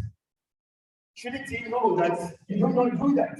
So one thing is having knowledge. Another thing is capacity or adaptability or tendency or capacity rather to bring those things that you are meant into practical situation to solve the peculiar problem. And this was what I meant. So in scientific research, it's a reflection on moral actions within the group of scientific research. And the objective is to promote okay? And apart from that, maybe to heal, maybe to provide answers to socio-economic problems, improve quality of life, especially some of us that are involved in animal research, plant research, technology research, and all of that. And of course, prevent suffering as you do all of that. Because if you, in an attempt to solve a problem, make the situation of that patient or that participant worse than ever before, then you contradict one of the principles that I just talked about earlier. Do not forget that at the beginning I talked about principles. I was explaining that. I talked about autonomy, I talked about beneficence. No beneficence means above all, you know how. Don't make my situation worse off. So, and whatever you are doing your research also show that's really in our players. But again, what about when it comes to, for example, during the clinical trial of vaccination again, everybody goes there. We are public health COVID era. That's why I'm citing a couple of public health examples. Some people will think that when you want to inject or vaccinate, actually you are increasing the level of fear. Am I correct? Or somebody wants to take antitetanus serum for maybe has a cold or something like that. And then you may need to inflict that pain. If that pain is going to give a greater benefit at the end of the day, that pain is to be justified. But how initial basically your interaction, your intervention, your research, the questions you are asking, should it inflict burden or pain on those participating in your study? And this is not to say that it's only when you are running the clinical trials that this counts. It could be beyond that. I have seen a situation whereby a social behavioral research was going on, and I cited this example very often. Whereby somebody was looking at psychosocial response to widowhood. That's what they were studying. Psychosocial response to widowhood. It appears like, a survey research, a fairly straightforward stuff. But one of the questions comes in between the questions is describe your last sexual experience. We are talking about widows. And one of the questions is describe your last sexual experience. That could be traumatic. Okay? Because some of the wounds that are healed suddenly will become there. And those cycle, is revisited. So it's not only when you inject or you hurt or you do anything that you will inflict harm, but when the harm brings the betterment in the life of that person beyond the circumstance of that person before your intervention, it will still be justified. Justice, as one of the principles under principalism, talks about fairness, treating equals as equals, unequals as unequals. It's not because you know that, treatment line B, treatment line C, treatment line D, they are different. You already know. When it's not double-blinded, and you now begin to put the areas in your department into those therapeutic areas that are risky, that are dangerous. That's not justice. Making sure that number one, or as many as you are bringing into that study, they have equality in terms of their characteristics. You do not blow the standard or track it up for your personal considerations. That will find the principle of justice. But again, this also applies in other contexts. Do you test an herbicide on your readiness man when you know that that herbicide is going to ruin the yield? Okay, so these are issues. Let's go because of time, because I really want to concentrate on some specific areas because of the need for instance, keep rolling it on, keep rolling this one on. Keep rolling the slides. I was told I had 30 minutes instead of 20 minutes. Okay, if you are not sure we'll go through the 20 minutes, since we are going to have the slides. I'll just run through a couple of things that we'll have in about 5-6 slides to come. The reason for ethics in research is premised on the atrocities that other researchers before us committed, and the need for us to be mindful of the errors they made so that we will not repeat their errors. Some might have made those mistakes genuinely, others might have made it deliberately. And there are very many examples that you'll find in history in advance to explicate this. One of it is in 1943 to 46, we had the World War II Nuremberg trial.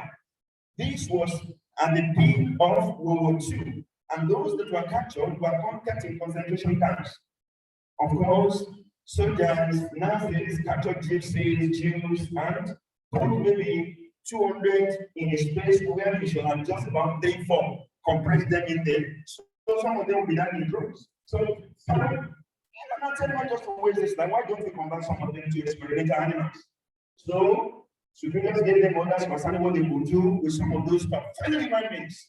Some of them were forced to ingest poisons. Some were even lacerated, and they were used to practice suturing, without anesthesia, without the advancement.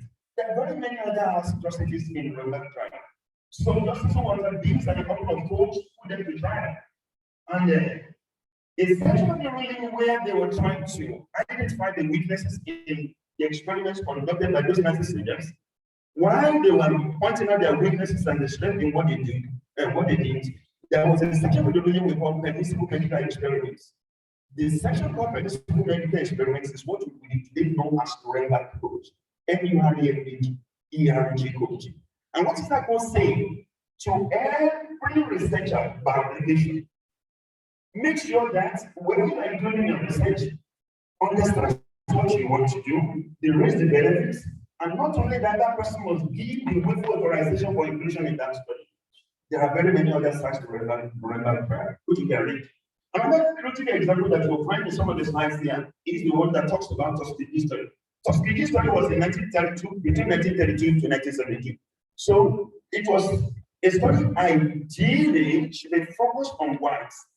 There were cases of intestinal pallidum. For some of you will not remember intestinal pallidum for syphilis. So it was a new disease, just like Ebola came and we didn't know so much about it. And COVID came and we're still looking at it. And by the way, we said post-COVID era, I was reflecting. One of the males that walked in the beginning of the week is COVID among something very, very close to me on campus. Before I go here, is another COVID fresh case of another guy that left from the Ibadan to Port Harcourt. He's now with COVID as a chef at school. So the question is, are we really with COVID there? COVID is here with us. And you feel it knows it. Prevention is better than cure. You cannot prevent yourself from COVID. Because we don't even have a robust insurance, of course, even at a critical time when the needs are on strike. They do not present you. Oh, you already have it here, you already talked about Tuskegee trial. So, it was in Alabama County, that's in the United States. A sample size of 600 was proposed, but they deliberately targeted 399 Afro-Americans, Black Americans, in a white man's land. And they told them the risks and benefits of what they were doing. That would have been nice if they informed them. What the other told them was that we are treating backloading you. One of the study thing about that story was that it was floated by the United States Public Health Service, just like our Federal Ministry of Health Public Health Department, doing something on COVID. And we had wrongs that were injurious. Number one, even when penicillin became available in 1950, it brought these people's access to penicillin. Number two, by the time the complications were coming, instead of living and saying, no, we have wronged you, they still kept the trial for 40 years. Yeah. And Miss Eva was the nurse that was contracted to Alabama people, recruited them into the study. But when she was on the look, number one, she participated in the study, she knew very little about it. So when you are participating or somebody is calling you to do a call here, you have to be very, very conscious. Look in between the lines of the protocol. Are you sure your name is included in this project? You will find with it. By the time she will get back to where those folks were living, is the grace that they showed is better. Some of those she recruited already that day, about 11, about 100 of them. Of course, there are very many other examples you can start. You remember 1963 Willow study. Willow study, children in mental retardation groups. These are the ones from non-physicians targeted. Children that should protect. Number one, you know, we have triple GOP here. We are talking about institutionalized people. We are talking about underaged people. We are talking about people with mental retardation. Triple GOP, which should have made them to have triple protection because of their vulnerability. But again, they exploited the weaknesses of those young people. And before you see that condition, those children also were finding drugs. Because life cancers were injected to them. In an effort to see if children contract cancer, if they contract hepatitis, what would be the pathological changes we find in them across the line? You can see. Some things are happening. Let's go because of that. Maybe we go to what the clinical research ethical because of that. I will concentrate on 7 things. You can Google right wherever you are. The first one I was at the NIE. That one is not named in chat. Whether it was named in chat, it was named in chat. NIE is National Institute of Health. Okay? And one of the chiefs there is Mr. Greg and a couple of other folks. I'm familiar with them in this one. They wrote it in 2000. The time they want this clinical research, they can move this really down there. They mentioned 7 things, which I'm also bringing to light, at this meeting. They talk about, you keep going, we are past this one, we are past this one. We are now looking at what this clinical research is. So we talk about, number one, anything you want to do that does not add value, don't bother doing it at all. You don't just do research because you just must do research. But we need to question ourselves, especially some of us that are academics and supervise young people on campus. Many times they just need to do something to pass their online line and get ready to get their BSc. So for the value what they are doing, nobody sees that on the list. Is the time of those participating want the effort and the risk. Even that means money, like that means money. There's something called TMM. TMM means time is money. The time that they're spending to even respond to that questionnaire is maybe a potential loss.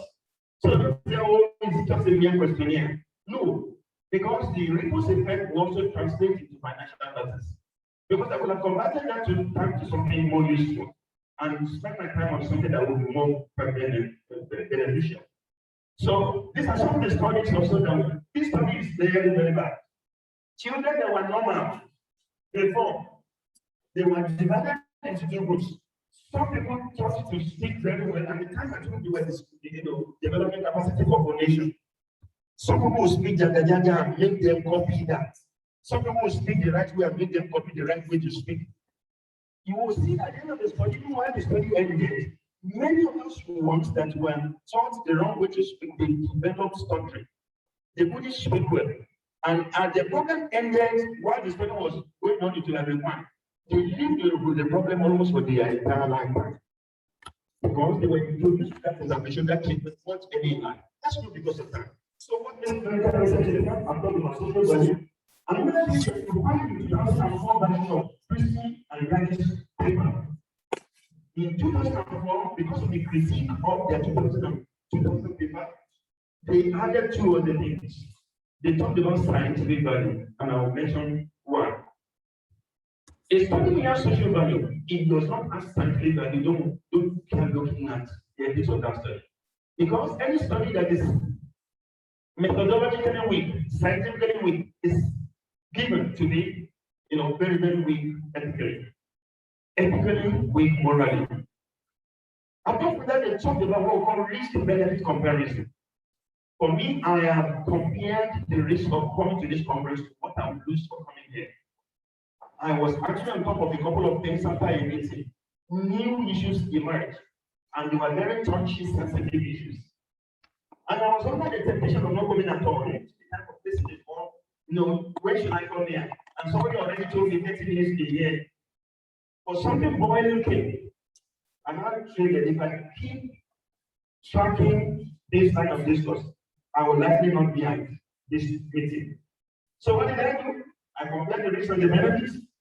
I switched on my phone altogether. So the last line of communication was cut. Already I said, call me back in 2.5 hours time. But because somebody said 30 minutes will be on stage, I factored a few other things that will do relative to that time. Risk and benefits, what you're saying. So anything we are doing, you must time track, you must compare. What are the benefits, what are the risks? So for you to do research, is it what the salt exposing people to this kind of stimulus research? A study involving the use of herbicides, and some people that you are recruiting to help to spray the herbicides. The carcinogenic changes that they may have, they don't manifest today. It will be something that will show up much later in life. Okay? And this was still having a fairly longer time and having its utility to the society and the community, more than you that are already 60 or 65. You know, that's why I didn't know. What about the people that are just growing? So these are things you must consider. They also talked about, and of course, the conclusion in this benefit comparison as it's accurate to what we saw in the second declaration and a couple of other prescriptions, is that whatever you want to do, the benefits must outweigh the risk. But we have to be careful running with that one when the benefit must outweigh risks. In terms of benefits, outweighing risks is not in terms of number. One single risk could cancel out 100 benefits. A single risk would be you are testing a drug. Injecting that drug gives you a 75% chance of somebody dropping there when the injection is started to use those levels. We have the clinician, anyone in the house, but that's one. So you will see from that kind of a situation that whatever you are trying to gain from that study, you have already said almost 8 out of 10 times. So as many as I'm saying, this study will drop it. Because that's the beginning of the 79% risk ratio. Is it still one thing continuing with the study? But what you gain at the end of it, they justify the debt that recorded as a result of the introduction of that intervention? That's the question. So one single benefit may also be sufficiently impactful, but I did say, what we're talking about benefits in research are true to that person participating. But the benefit may be traceable to what we are seeing in the lives of the larger number of people. This is where philosophy comes in. Of course, you know in deontology we're talking about duty-based ethics. It may be contingent upon you as a public health specialist to conduct that study. It may be contingent upon you as an animal researcher, you have avian flu outbreak, to test what you give to those birds so that they don't wipe the packages off. Okay? But within the context of research, you also must be mindful that every bit of what you are doing in terms of risk-benefit comparison is that which will not only guarantee that the risk will be minimized, but however little the benefit will be, likely your benefit gain profile should be accentuated. Of course, this also have to do with issues like types, when I say types, or recent types of risk in research. Is it a psychological risk? Is it a physical risk? Is it a legal risk? Is it an economic risk? Is it a social risk? 2002 to 4, we were sharing axis because we were trying to track why is HIV figure in Nigeria or in OWSD specifically on the rise. And of course, the figure over there is the multiples of what we find in other places. So there was a need to find out whether there are certain questions that were trying or that were trying in also indicators. It was my duty to conduct focus group, KMI, occasional DNA. And as I was reporting one of the meetings from one of the test study was coming up. Unfortunately, something that knew me in Ibadan. And what I had come to do in that hotel in Shaki. And I was like, and of course, he didn't wait for me to say, decide to open me while it's not that I get to do what you do here. So you can see there will be social risk of various types. But when we are still talking about risk, we have to be mindful of two things: the magnitude and the probability. Magnitude is the sequela, the outcome, the potential endpoint. Okay, endpoint is in mind, sickness, but it will also be there. In terms of probability, we are saying the likelihood that the risk that we are addressing in this study will be encountered among your participants. So that's what probability is calculated in ratios and percentages. We are not in clinical ethics class. Some other days we look at how to do that calculation. So, what makes clinical research ethical within the context of where we have? I've talked about social value, I've talked about scientific value. So, if you have a study that is saying, psychosocial predictors or something, and you don't have things like regression in your analysis, you want to use data to identify or to analyze the hypothesis or to test the hypothesis, you get nowhere. That's what is and technically understand. Talk about the normal concept, and the normal concept is something that is very, very critical. For everything you do, don't assume the potential participants know. You are more crafted, that's what you are the one to develop the proposal. So you have to think about the population. Those who will participate in this study, carry them along, go well down to identify how to break your concept into something understandable. But that's a little difficult in very many contexts. For example, you are conducting a study about maybe schizophrenia, for example, and one of the issues maybe the topic is genetic.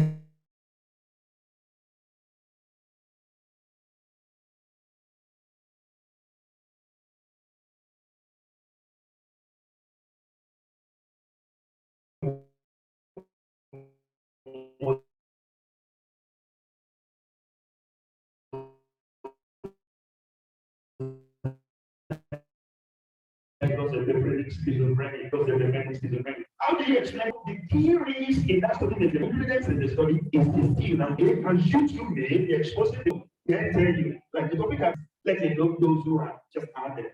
So informed consent also asks for what elements. So we have all elements of informed consent. Not very many people keep saying, I will take informed consent. It's not just like asking information. There are certain things that are foundational. Number one, what is the information that you want to disclose? And is the information that you are disclosing, is this sufficiently informative of when you will make clinical analysis and identification of the risks and benefits of what you want to do? We also talk about competence, that is ability of capacity for that person you are sharing that information to have full knowledge, a full grasp in education for the groups and social communication, where we have knowledge, comprehension, analysis, application, synthesis, evaluation. Each of them are different levels. So it's study that is it my time? Oh, okay, that will be interview there. Okay. So, informed consent, I'm talking about.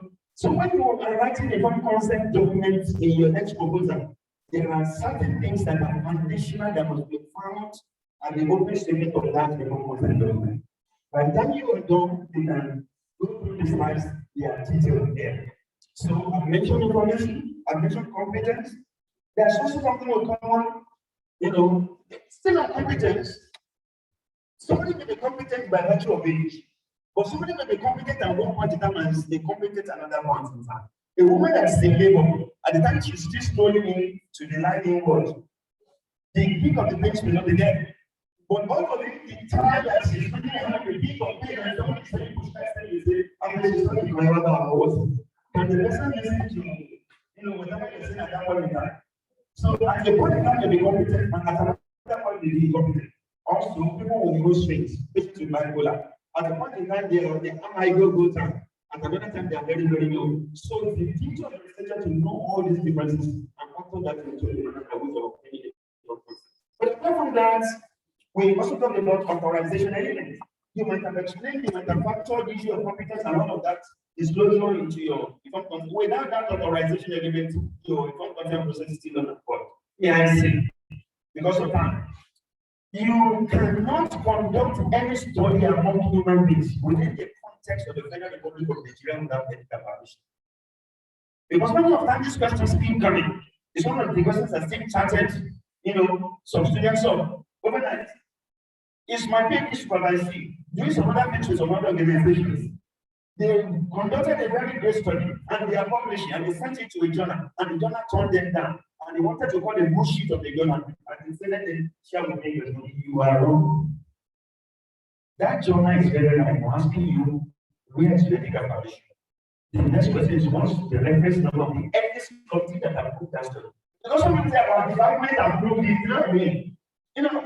Even if you are saying an ethics committee approved it, what is the NWA of that ethics committee? NWA is nationwide assurance. So you must be sure of the ethics committee that you are patronizing so that you don't do what we call ethics shopping. Okay, and there are many factors that affect that. So in Nigeria, we have all got the National Code for Forensic Ethics, NCHRA. Go to download that document. Irrespective of whatever anyone preaches to you, the guidelines are there. The National Code for Ethics is a subsegment of the National Health Act. In other words, it is legally enforceable. It's because people are not in jail, that's why they don't need the question of ethics, they don't take it serious. It becomes a court case to fall flat. Because the national guideline for research in Nigeria, especially as study inclusion of humans in research, already spelled out at the background of that document for any study within the context of the Federal Republic of Nigeria involving especially human participants, consent is not negotiable.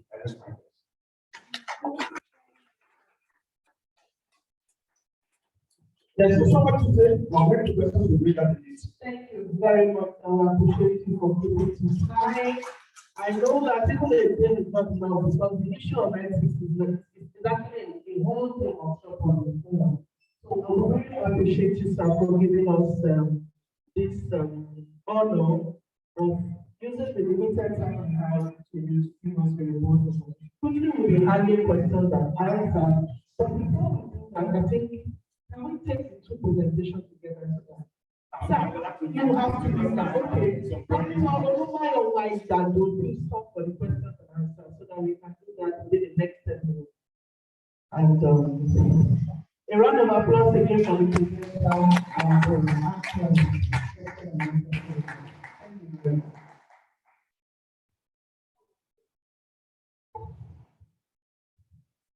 so do we have questions? Questions?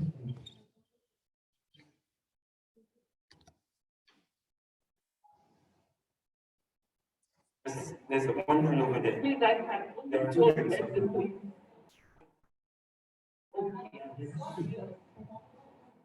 Oh, sorry, ma'am. I think you will come last. Thank you very much, sir. It's a well-prepared lecture. It's not afterthought.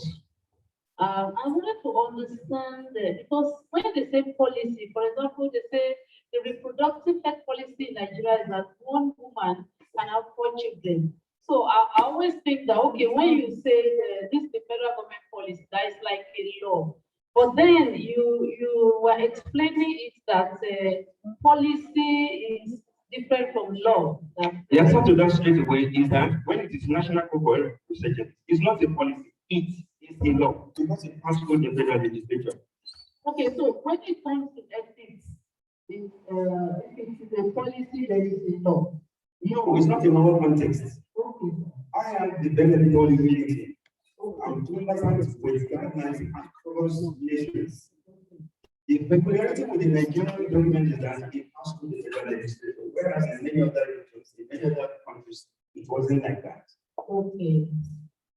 So, but ours passed through the National Health Act, Section 4, subsection 33-34, is what is giving me the backing for what I'm saying. Thank you very much, sir. So I should understand that not in all cases, that when you just say policy, you just say In policy is when I reach the details, you're able to understand what it is. policies are guidelines, but policies may not be legally enforceable in one context. But when it comes to something that is legal, like the example of SHRA that I just said, because there was something we call national health bill. It is the national health bill that repeats the national health act. When you haven't signed the 2015 before the end of it, it's something that is legally impossible. But let me go into another question. The difference between an act and something that is stated in the Constitution is that when the federal Constitution is cited over any matter, but it has to do with research ethics, what the judge will use the national for health research ethics to make its interpretation. Thank you very much. Thank you, sir. For the online participants, I think I'm ready. They will just type in the chat box. We'll get to the question.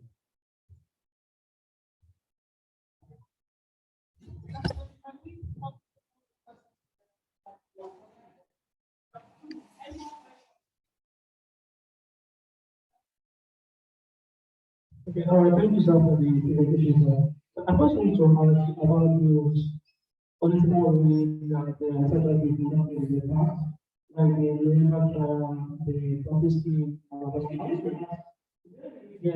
program, because of this research is being conducted. That's the first question.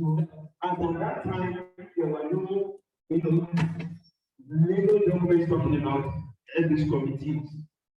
And most of those documents are merely suggestive. They are merely just appealing to your conscience. But it was later that the legal impossibility, that's one of the weaknesses in those guidelines. Not legally impossible, but the National Code for Health Research Ethics for Nigeria.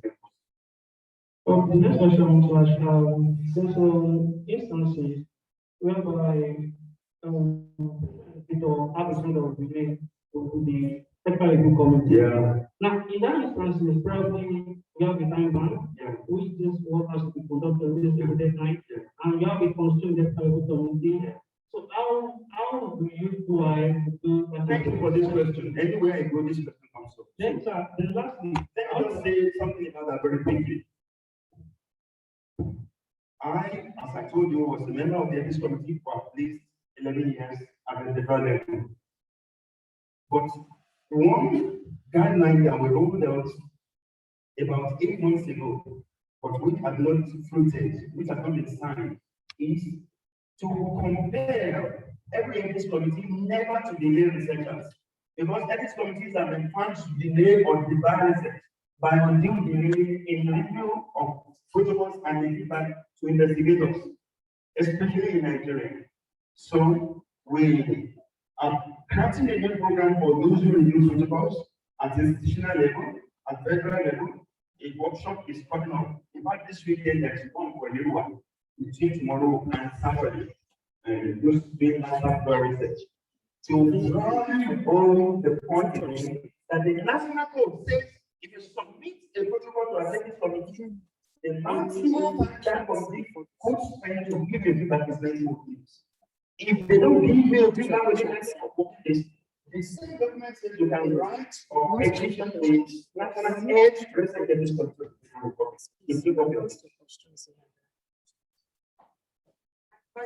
Thank you very much. I enjoyed and I have this from a student forward. Already had the study and when the abstract came to the consultants and people looking at questions before going to the PGC, the question was, where is the ethics permission? It was, yes, it was nowhere to be found, and we found it deficient. My question to you, sir, as an expert, how do we get that student and the supervisor and the department and the faculty, in this case, Johnson, the study at the yes, sir, I'm asking the study has been conducted over years. The students also have been over years on this study, the PhD. What do we do? Well, these are concerns. There's something we call retroactive approval. You know, conducted the study, everything has been seen and tried, and you're not saying you can wait and let this complete because you are trying to complete on you that. That's also immoral. But institutions will need to, you know, look for a kind of middle of the road approach to resolve such challenges, but avoid such problems in the future. That's one of the reasons why I'm here. So, what institutions are encouraged, maybe at the purpose level, you know, we say at what point in time can we then, at what point in time can we put that in our responsibility. But by default, before you carry out any study, ensure that in fact it's better for you to seek any permission and they will tell you there's something called exemption. In other words, don't bother. What you want to do is not that ethically challenging. We give you an approval. It's safer than for you to get them to the middle of the road and the road is about capsizing and you're now realizing you didn't come with your life back.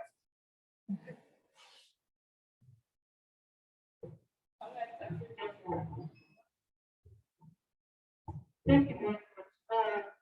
You said that if we're going to do any research that has to do with now I want to find out what's the limit. For example, question you answer and they need to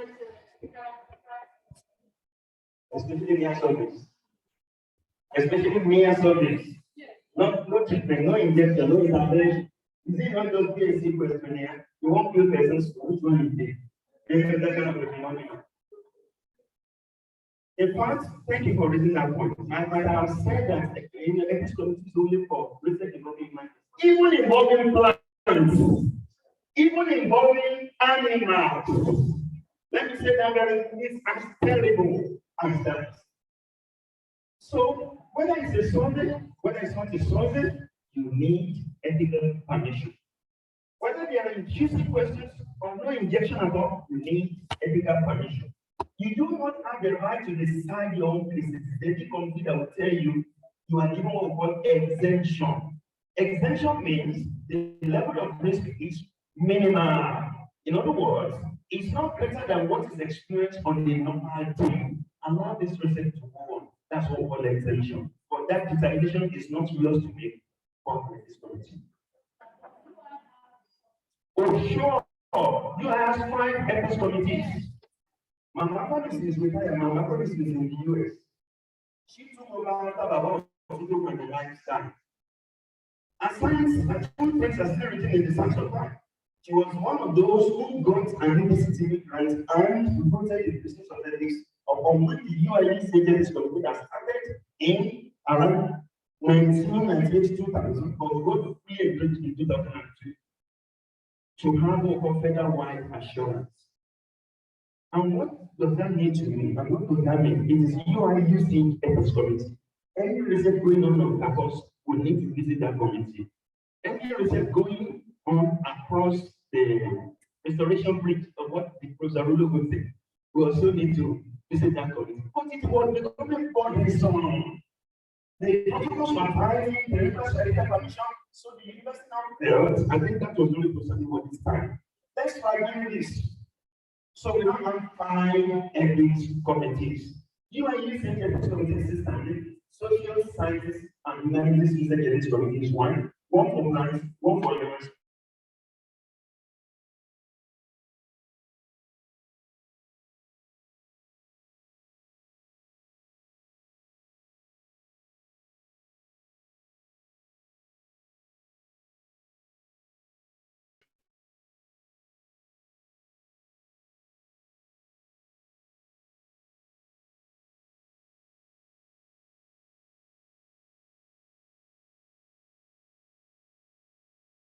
One for science and technology. On the surface, and that would be for the whole line. I'm a veterinarian. To any things we do. Even if you must get USD capital. But there is also a body that can try you and sue you if they find out that you are doing anything non-permissible or you are using pay, unnecessary pay in any area. That is a criminal offense. Sure.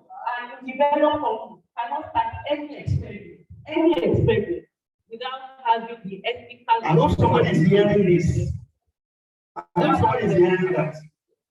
So, for the sake of our time, if you have any questions, you have to speak for. I only allow one question, and that is from the online platform. I'm very sorry. Okay, where's the question? 2 questions. Okay. How do we get the upcoming researchers acquainted with ethics and research generally? And thank you for the presentation, sir. Can you please guide us through the process of ethical approval and decision? Excellent one. One of the answers to the first question is what we are doing now. Because many of our professors, researchers are being seated. They supervise students with data across levels. Now, take this message. For students that are to graduate and they obtain a legal approval. So that's the best question. The project is supervising. I'm not talking about doctorate level. I'm talking about BSc level. Okay, so that's one. But we might have done that before, but the answer is go and say no more. So that's the message that's coming now. That's the message that's coming to the department now. Go and say no more. The second person is saying, how do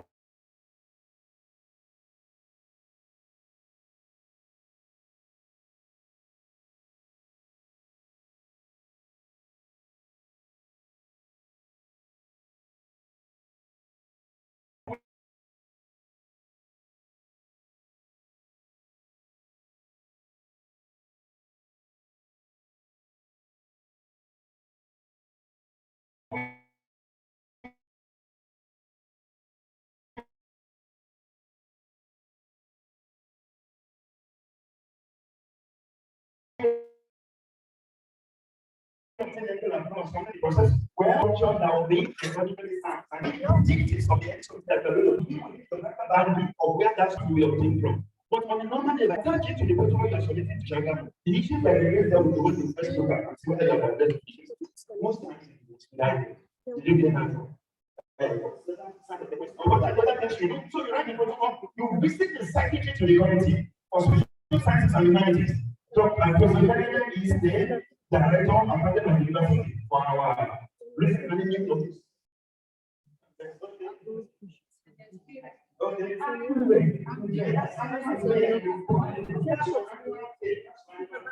Well, under that office.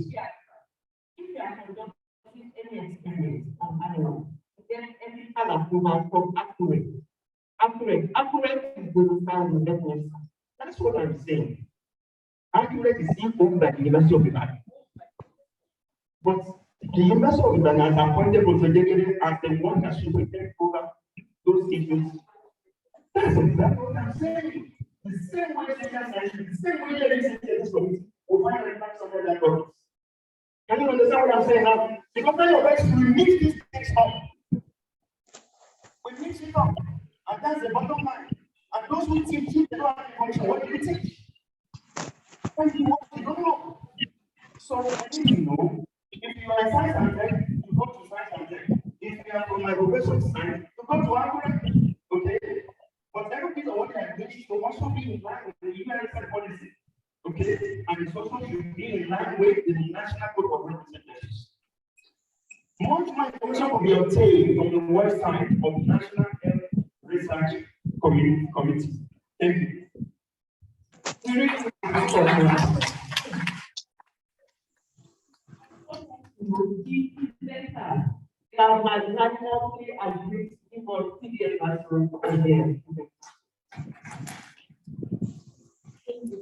Why finding out? I would like to say some, so that I can hear before you go. And Professor said that we also going to talk about this. From this meeting, I'd like to recommend to you, Ma and Sam, that you will help us to talk to the UI manager that this problem we are having is not OWSD. It's a nationwide problem, and it's something that concerns the community, the UI community. Is it actually as far as where is this office, where is that office? How do you do it? So, sir, you have a task ahead of you, and now you have to talk to the manager, how you are going to inform everybody in the community, so that you will not continue saying, you are still over there and still over what? If we don't know how to speak, then we'll continue to say, thank you.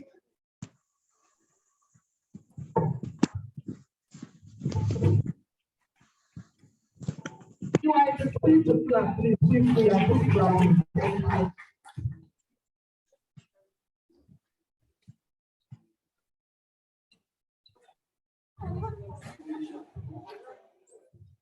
Okay, the executives for the program, the planning committee, we stop with the legislative center before we continue. Apologies for that break.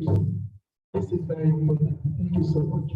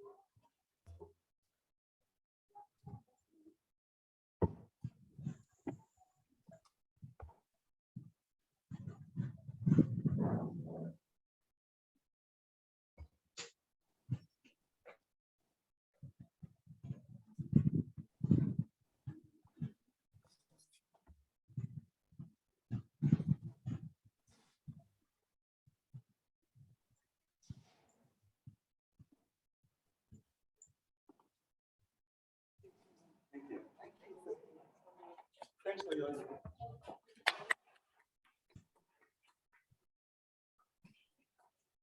very much. We sincerely appreciate you from the depth of our hearts for looking at the cost and benefit of being here and considering us as the ones that should take the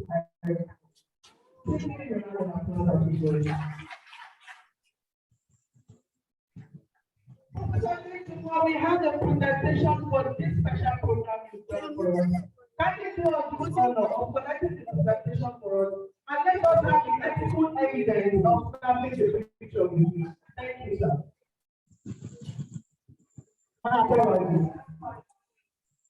Okay, while we are doing that, I want to also recognize and appreciate the presence of our associate and affiliate from now on. If you are here, please raise up your hand. Thank you physically and virtually. Thank you very much for coming.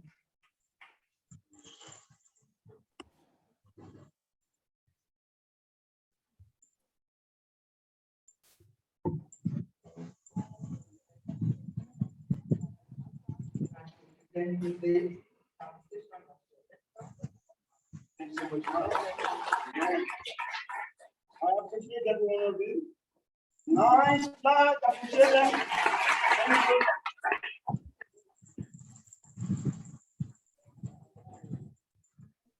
Thank you very much. I told you that it's actually a full-packed presentation for a full-packed workshop. We just listened to research ethics and post-COVID, in post-COVID-19 era from the social science perspective. And I told you we are going to be also hearing from the science perspective so that we can have a balanced view.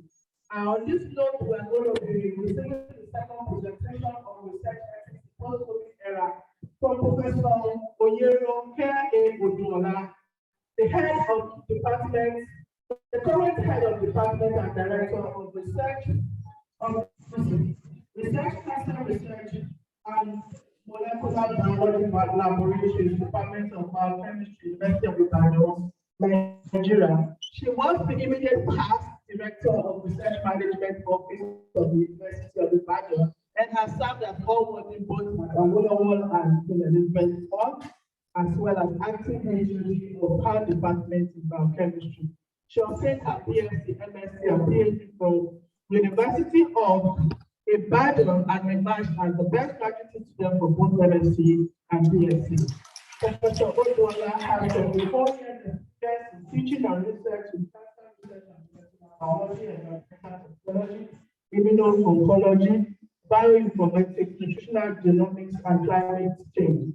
She also has expertise in research administration and management and public engagement and is the recipient of international agencies for research on cancer and African petroleum travel grants, University of Ibadan research grants.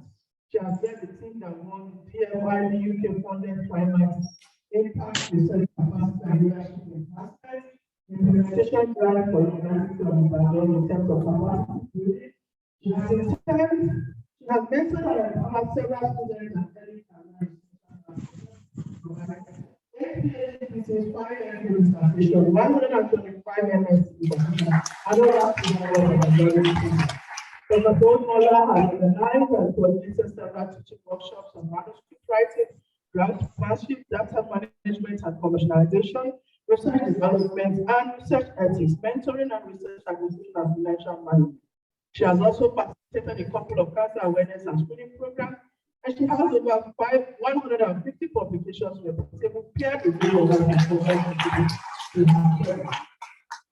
has served as a star examiner to several universities, both in Nigeria and abroad, and she's a member of several learned societies and associations. For instance, the Science Association of Nigeria, Nigerian Society of Experimental Biology, West African Research and Innovation Management and Associations, African Society of Drosophilists, the Society of Toxicology, USA, and even our own organization for women in science for the developing world. She's an honorary fellow of the Chemical Society of Nigeria, Kwara Chapter. Kindly welcome with me, Professor Oluwadebi. Thank you very much.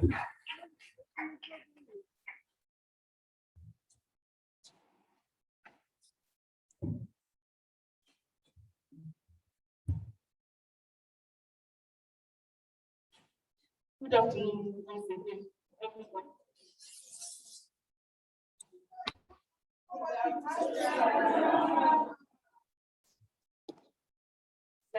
It's lunchtime.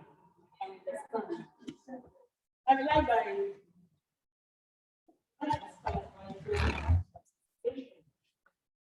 to Dr. Rajan, our coordinator, Professor Oluwadebi, the University Chairperson, and to members of the planning committee for the invitation. I'm very happy.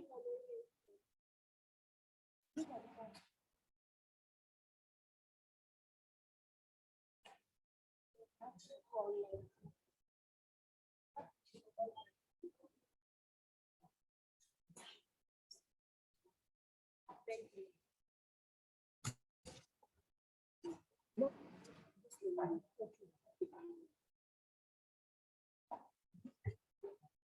Members of the committee.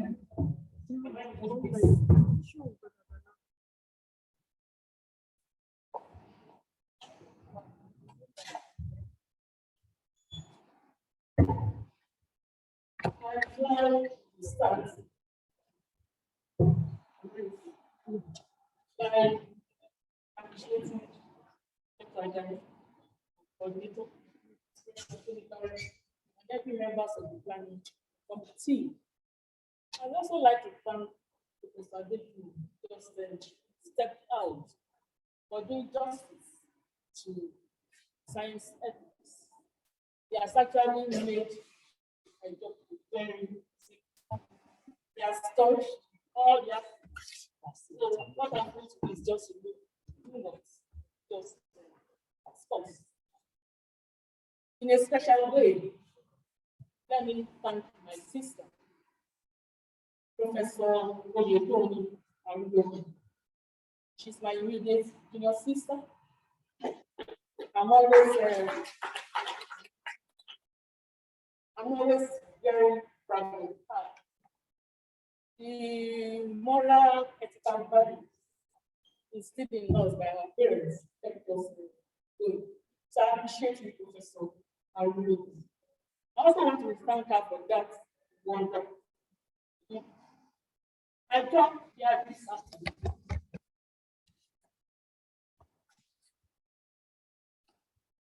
Look at research ethics in the pre-COVID era, to look at it in the COVID era, and what we are looking at as post-COVID era.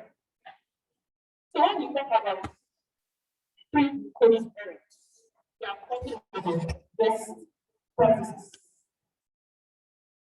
And I think we will return justice to that. So what I'm going to do is to do a mix.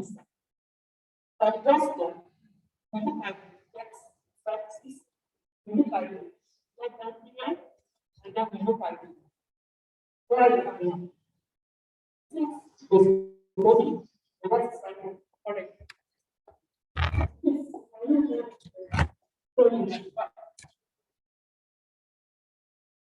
So, ethics basically is the act of good or bad in terms of research. So, where are we? Are you on the side of good or you are on the side of bad? Or like a little good today, a little bad tomorrow. Where are we? Okay. Now, research ethics. A kind of applied ethics. But I'm not going to all that is. So I would like to look up on the picture downstream. And look at that picture. Before that one there, like a professor, a lawyer, like a researcher. And you can see the researcher on web. And then in the middle, there's this other figure, a female figure, because this is a portrait. Although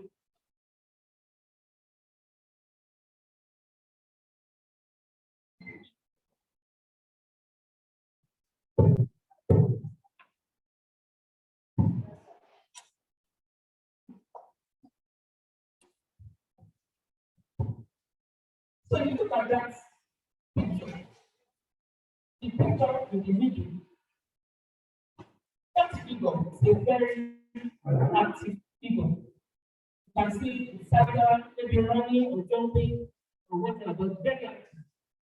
And then we have this other picture, very happy, but not really directional. So we can use those pictures to classify researchers. So we have our highly required senior colleagues, our senior professors, our required researchers. And then we have the mid-career researchers that are still very, very active, very knowledgeable. And then we have the upcoming researchers, the early career researchers, the postgraduate students, male and female. Now, more importantly, in that diagram, you can see the senior researcher watering the lead career researcher, and the lead career researcher watering the early career researcher. So when we talk about research ethics, it's a chain process. It's not something you wake up every day and claim to be versatile when it comes to research and its ethics. It's a training process. It's a process that researchers must pass through. So the question is, if we have a process and we have a clear understanding of that process, where are we having issues with research and ethics? What is the issue? I will come back to the picture. So we can look at sensitive issues in research ethics, sensitivity, science, reasoning, commitment, and perseverance.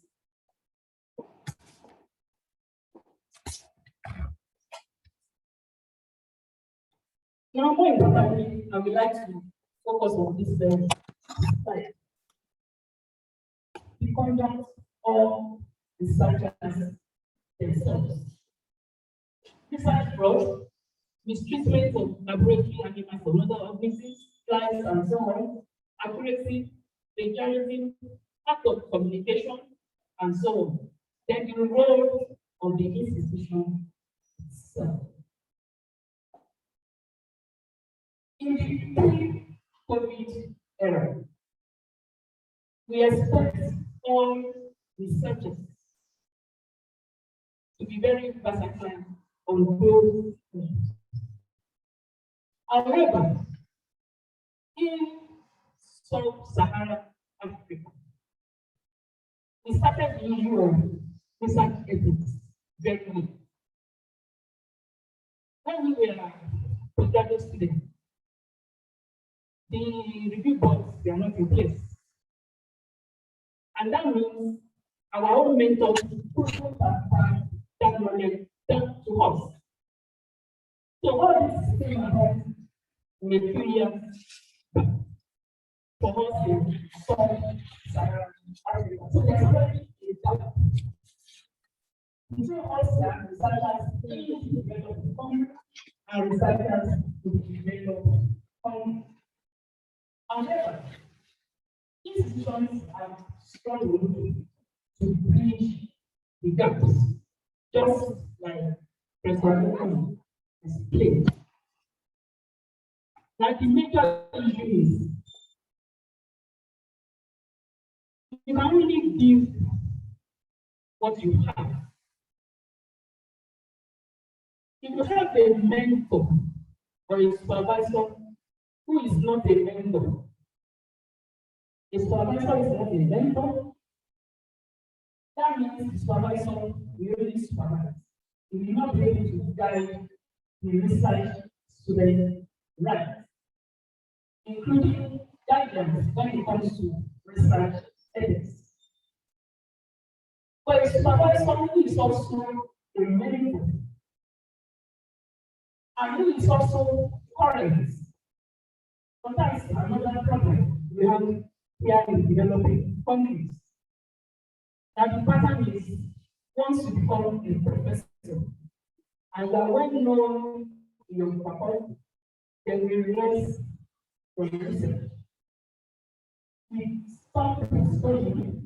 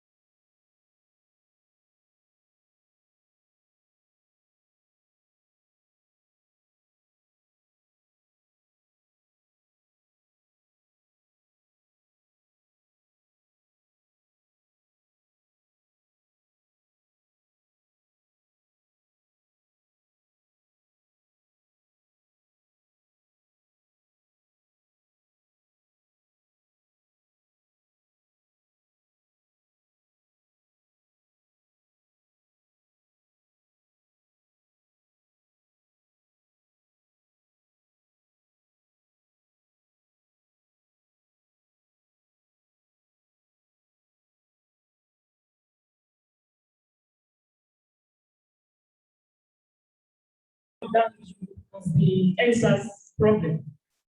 It was the same trend from lockdown to NSAS. A lot of questionnaire, a lot of papers, they are coming up from questions. Then shortly, we went into the hybrid teaching, virtual, physical. But most of our labs, they're already there. We have critical issues here.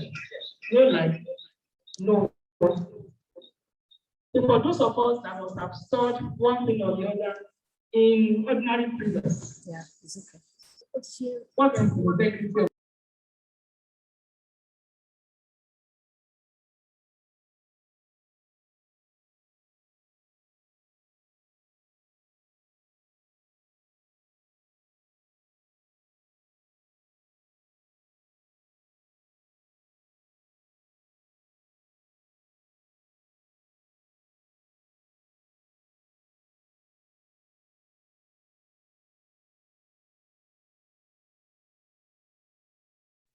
some of my class students they are learning how to become for me, I have one was in Spain, the other one was in India, trying to block them period. Some of them we are here, University of Ibadan. So I had to be doing meetings across board, Spain, India, and here in Nigeria. I used to keep them together. Now, immediately after the physical era, after returning to the physical era, you can even notice that most of the research students are not even as versatile as they used to be. Why? So many problems, stress. A lot of us, we have to stay at home. And when you are at home, you cannot think, you cannot fight, you cannot do anything. You just have to face the issue of safety and survival. So where is the issue of research and safety? How do we survive those?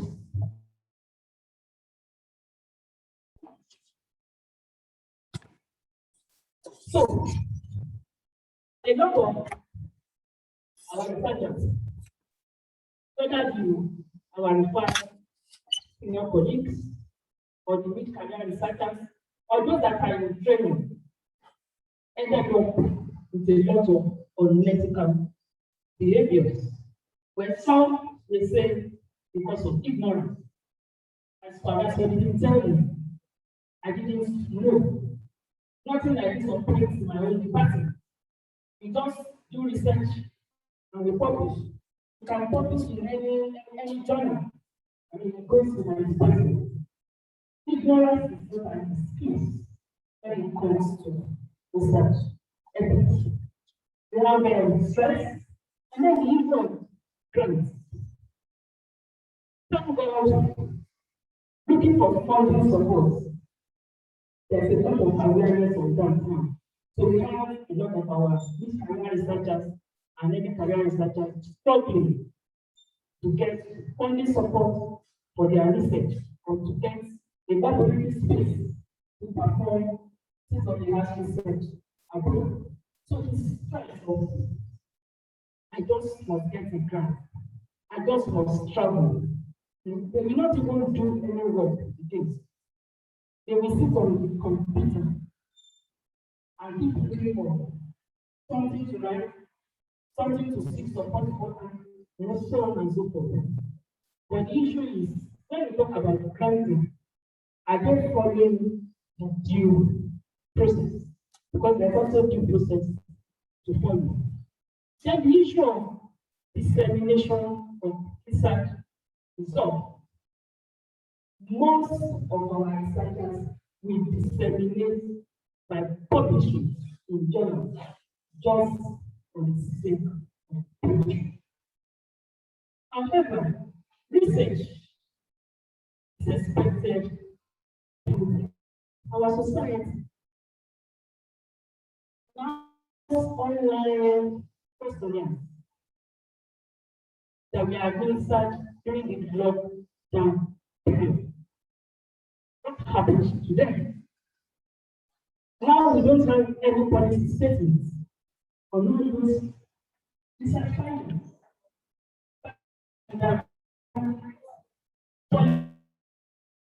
Petition or a document approval. In fact, since we return to physical, and coming from anyone asking the best questionnaires for any questionnaires, it's like we just get into the now we are back in the era of data.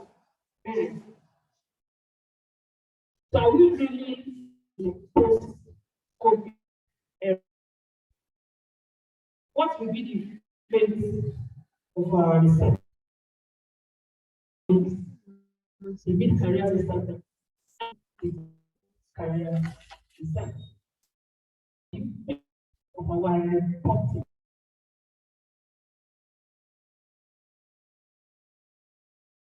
Are we going to contribute anything meaningful to our society, Nigeria in particular, and the university specifically? So what should be done?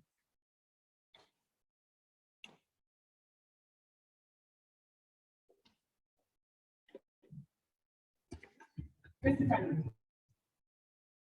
interest in research as a research. If we don't interest,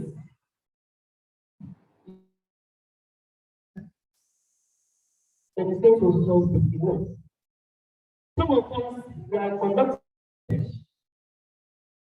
the higher degree.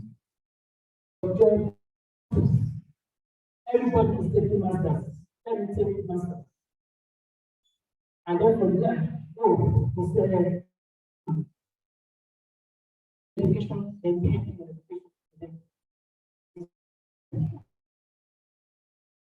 It's a real interest in research. I think that is one of the basic. Because the focus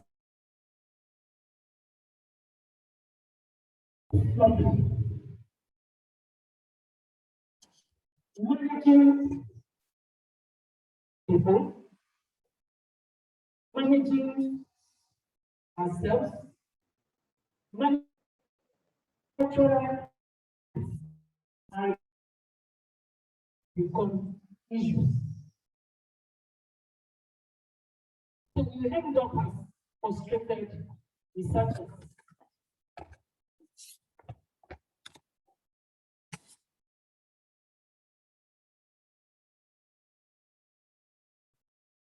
End up doing certain research, training of research reports. We look at the data for research for publication.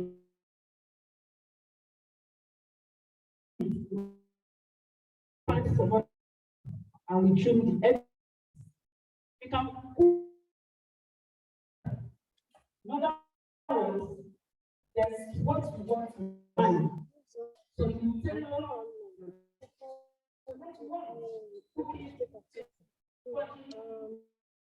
of course, the usual journalism. Because you want publication. A lot of researchers just look for a paper, inside paper. So this is a paper. So they just look at the paper, change the bacterial species in the bacteria, and then you submit to another journal. Some of us even characterize the work of our supervisors. Some years back, I asked my PhD students was to go to a conference. So I said, well, bring this. Came back and said, most of the time they call me mommy. Mommy, I have finished. Bring it, bring it. And I did that. For Christ's sake, this is my word. Went and do cut and paste. No, mommy, I said no. Immediately I read it. I read this and then I tried to write my life. So that's so where are you going? There is preferences in research. Oh, I have just I think you're just doing ordinary. I must leave my parents 5 p.m. Yes, is doing the lab. So we just go recklessly to the B and to the C. And then we ask whether students will result. Can you please help me?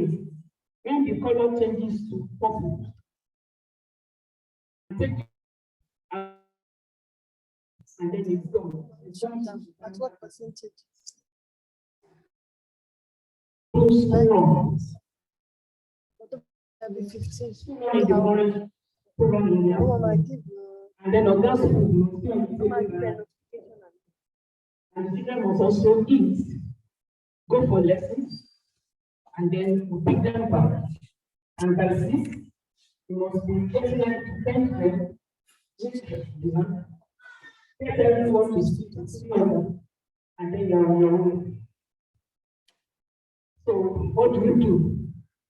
It's recklessness, your answer. These 3 hours I have in the office, I must finish this research. Even when you give the assignment, you tell me, okay, I will do it. Recklessness, and then at the end of the day, data, and then it's over.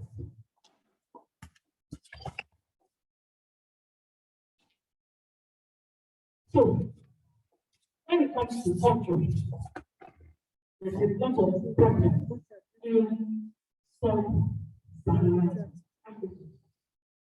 there are some places you cannot go as a female gender. There are some places you cannot go as a male gender. You have a supervisor that is a female and you are male. A male and you are a female. There's so many ethical issues they are together with religious. My supervisor is a Christian. Together. Supervisor, I am a Christian. You cannot. These are the only people who have the expertise in your field. They are having issues with your issues of rules and regulation, and the next thing is to make reports at the mosque or make reports in the church. And then you have the leaders of both settings coming to the department to reach your supervisor. We go in sub-Saharan Africa. So if you look at the period,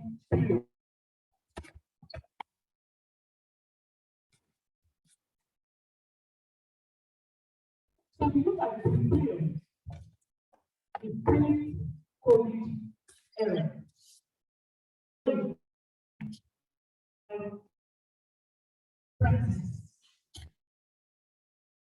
Practices are flopping.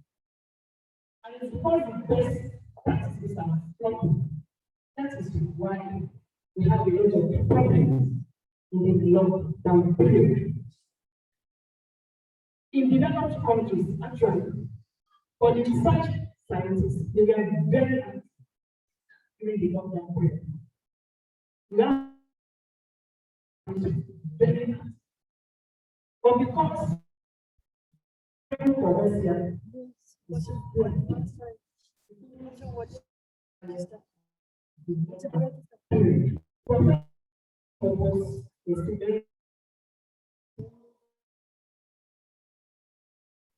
now back to the one we are dealing with post-COVID, which is not really post-COVID.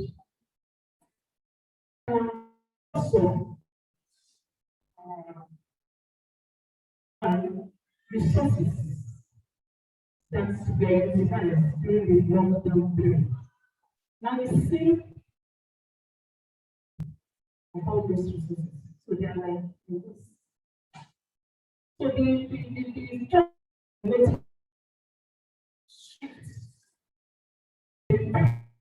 that we need the COVID era. I'm using the word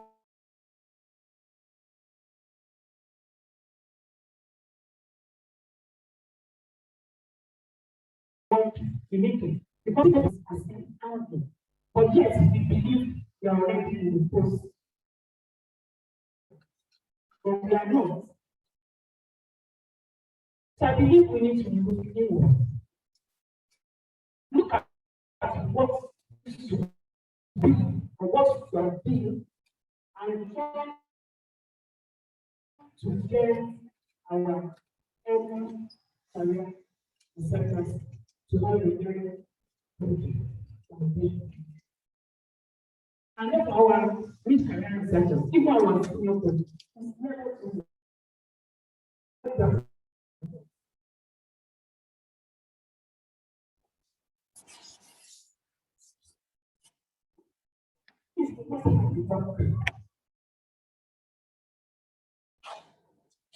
The last slide is the changing.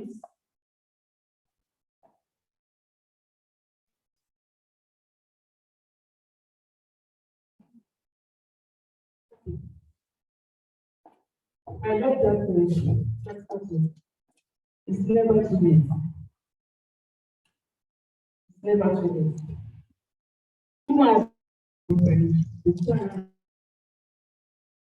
Even if it's one or two, this career or any career researcher that can still train very well, they will keep fine. But look at that, the two old people in that, but they believe they can still be. So it's never too late for our senior colleagues to find their roots is supervisor and be a mentor, not just a supervisor. We have the two roles, the one person, supervisor and a mentor. And then for the mid researchers, they are aspiring to be professors.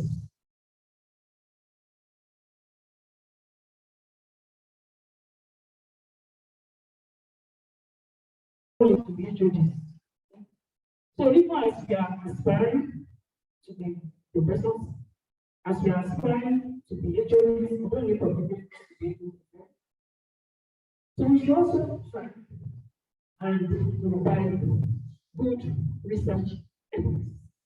We need that solid background. And for the early career researchers, please can we have that picture?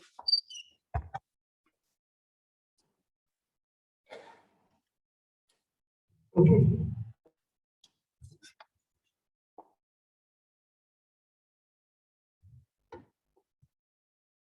Please, this slide. This is the slide. So, in Yoruba, they say, a woman, what are they? What are they? Let's water, our senior colleagues, water, we need career researchers, water, the early career researchers. Don't try to jeopardize. You see some researchers, they are both them, then you meet career researchers, and then you have common one, and then they will tell what is the best thing. I will show you better than we should work together, create a solid background, and then we have a good society. Thank you very much. Thank you very much, ma'am. Everyone from please, for those of us who don't feel like using the microphone, you can we come and pick them up. And if you feel like talking, we'll also give you another 5-10 minutes for questions and answers. Another round of applause. Thank you very much.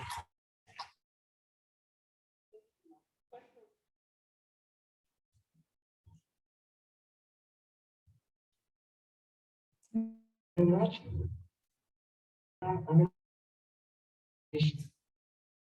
Thank you, ma'am, for your presentation. Okay. These things, even especially the lecturer and their classrooms give them a research topic. You give them a research topic. No. They might not monitor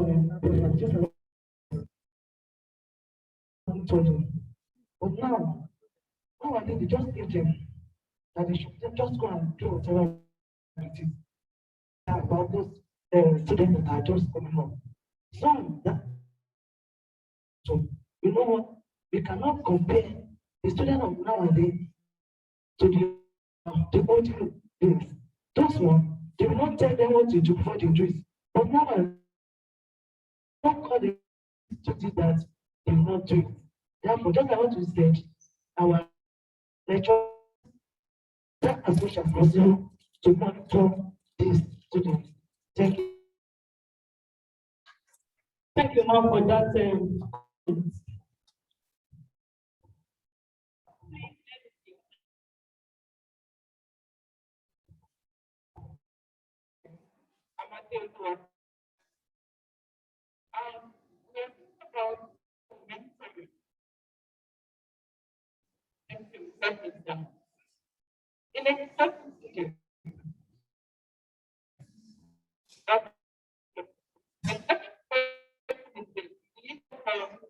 Research ethics, how to go about it, it happening get more clearance now.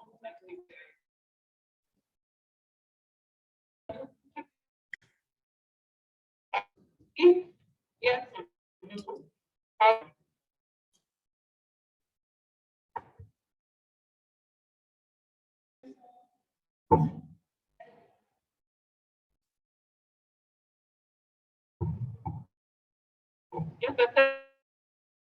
said in a research institute, how do you mentor young researchers? How do you go about it? Okay, sorry. I said in a research institute, how do you mentor upcoming students like from the campus? And the second question is the issue of ethical parents. We have it in research institutes. No. Go about.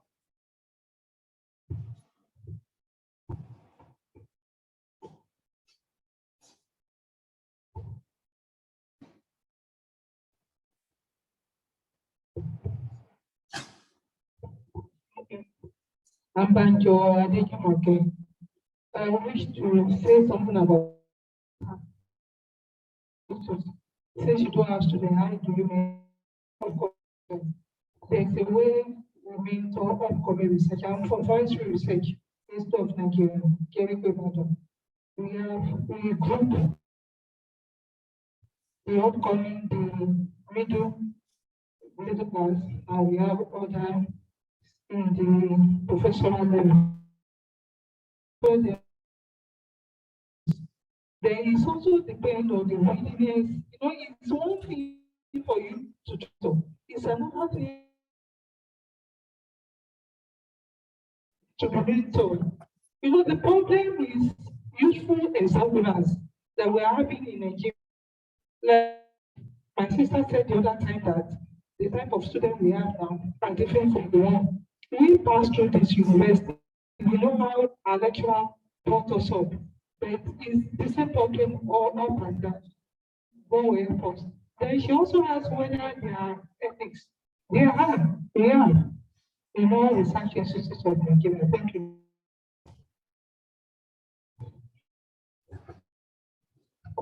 I'm not sure how to ask this question, about business research. And I'm wondering, there are a lot of challenges in the country, as well as in your department. Maybe you don't have some of the things that should have been there, and you're trying to make sure that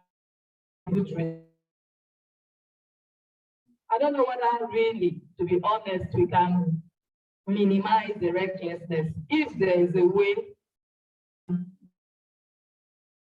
I'm not maybe trying to meet up with time things, but there are some things I know during research that, I'm not saying that we all want to have a good research, but there are some things that will come in place to be able to avoid recklessness. Is there a tip that can guide, knowing that the truth of the matter is that we should give a good research, in the midst of all these challenges?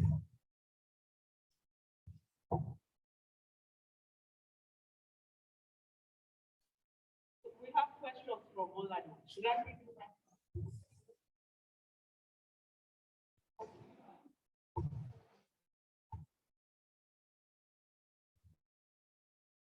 Okay.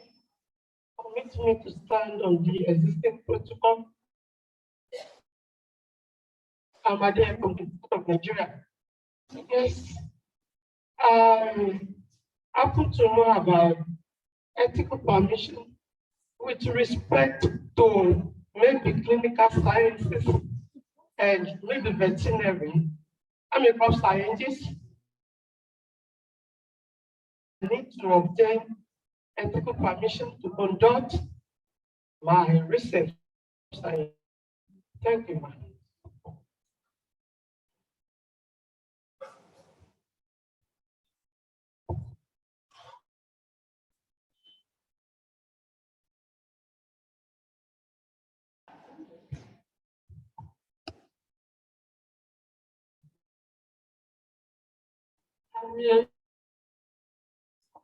Question? The answer is yes. It's a must. It's a must. Our lecture department, we have an ethical committee, collect the form, and then we try to review the proposal, and then I need to do my normal research. Research Institute of Nigeria, which is a research institute. Having mandate on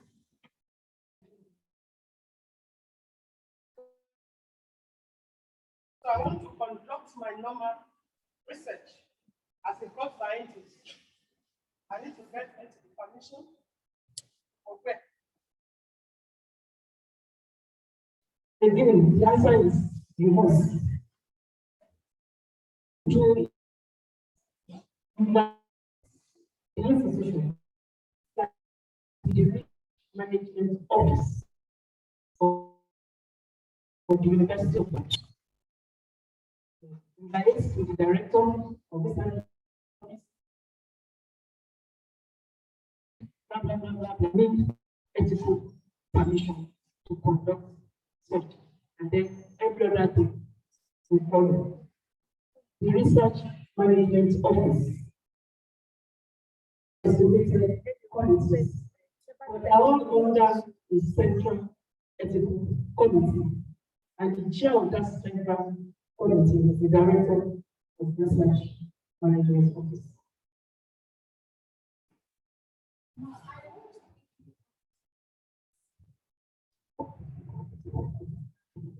And let's say we want to recognize your publication. If you want to publish high-rated national journals, and it's not that ethics are, it will not be. Thank you. And to your comments and questions there. Our youth are distracted. Not only that, because of the issue of smartphones, they have become very, no matter the assignments you give them, they believe once they pick their phone, the answer is there. But then, what of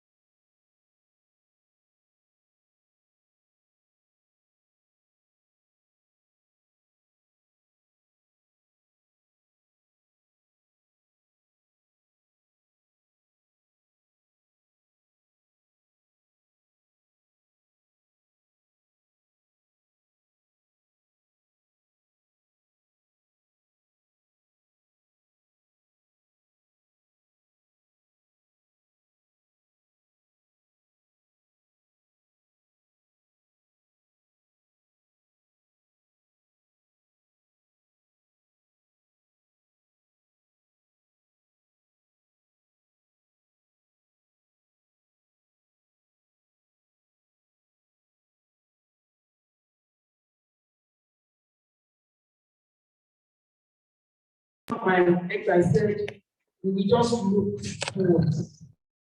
We really need to look inwards as an institution, a research-based institution. That's what we have. We need to look inwards. My sister, how do we avoid recklessness? We want to be good researchers. The only key to that is perseverance. Perseverance. And the beauty of it is for women gender, God has given us a lot of inner strength to be able to persevere. Once we can persevere, then we'll be able to do whatever we need to do very well. That means all you are interested in is to do it well and finish well. And you even carry your family along. This is what I'm doing. This is what I'm expecting at the end of the day. So you come back home. So daddy, how far with your research?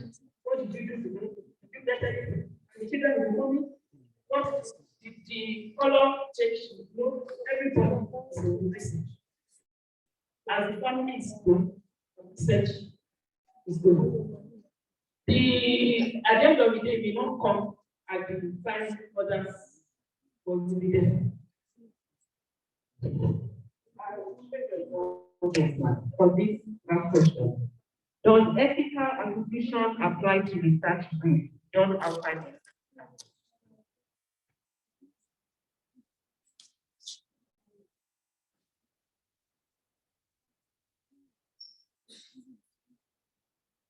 I don't think so, unless the university was carried along initially at the concept. You know, if there's an MOU and the university was to properly carried along. Your questions have been well answered. Not yet. Because she did the justice to the question. For research institutes, yes, there are ethical thoughts that she testified. And then, just like I answered my sister, I can also liaise with the director of the research management office at the University of Ibadan.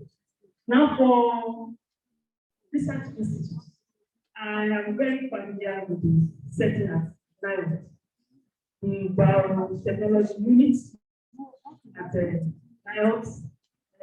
Dr. Akin, Dr. Akin, Mrs. Pamela, Mrs. Pokola. So I'm very familiar with that service. I know they do something like that, like training the upcoming researchers. Sometimes liaise together, that break. We also liaise together. So sometimes some of the research institutes actually link research labs in the university to train their upcoming. I'm part of that team.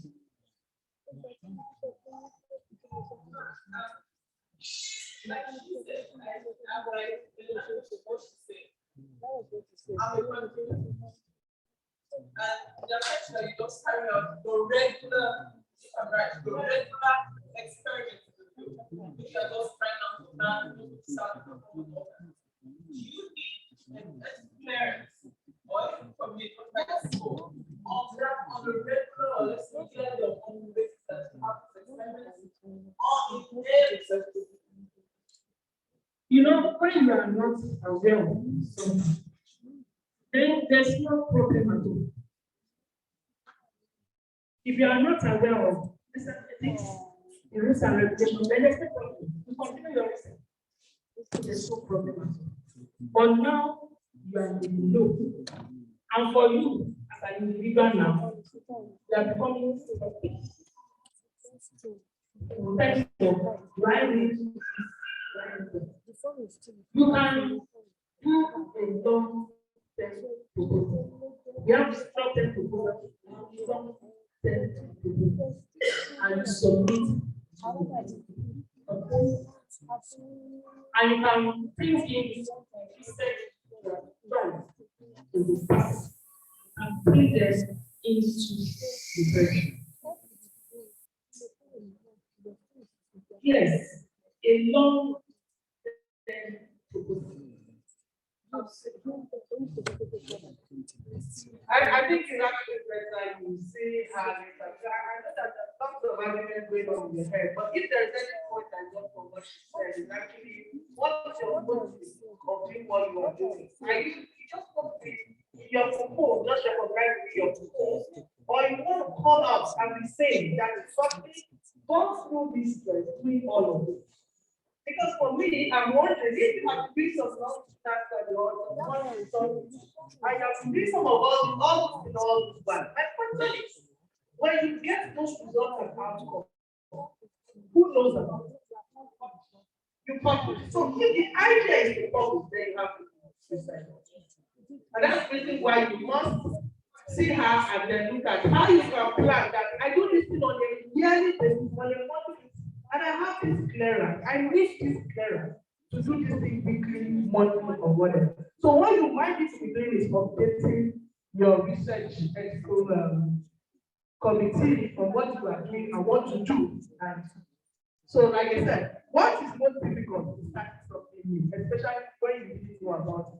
But now that you know, the decision is for you to make so or not to do it, dependent on what you want to achieve in the long run. Let's give our presenter a very good round of applause.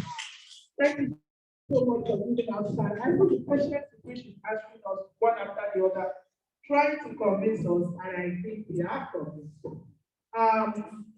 want to apologize. I want to believe that we all enjoyed ourselves. One thing I know about the youth that enjoy themselves is that their commitment to stay till the end. And to you, we owe that appreciation. Give yourself a round of applause. We might not have been able to give you the jam and professor very costly, but I'm sure that what we are offering you is far worth more than the jam and professor. So thank you so much for making our time to be here for this talk. The next agenda is for us to have two votes of time. Vote of thanks, one given by our coordinator and the final vote of thanks. Thank you, Dr. Patricia. I want to quickly thank the planning committee members headed by our own dear Professor Mumbo Ayo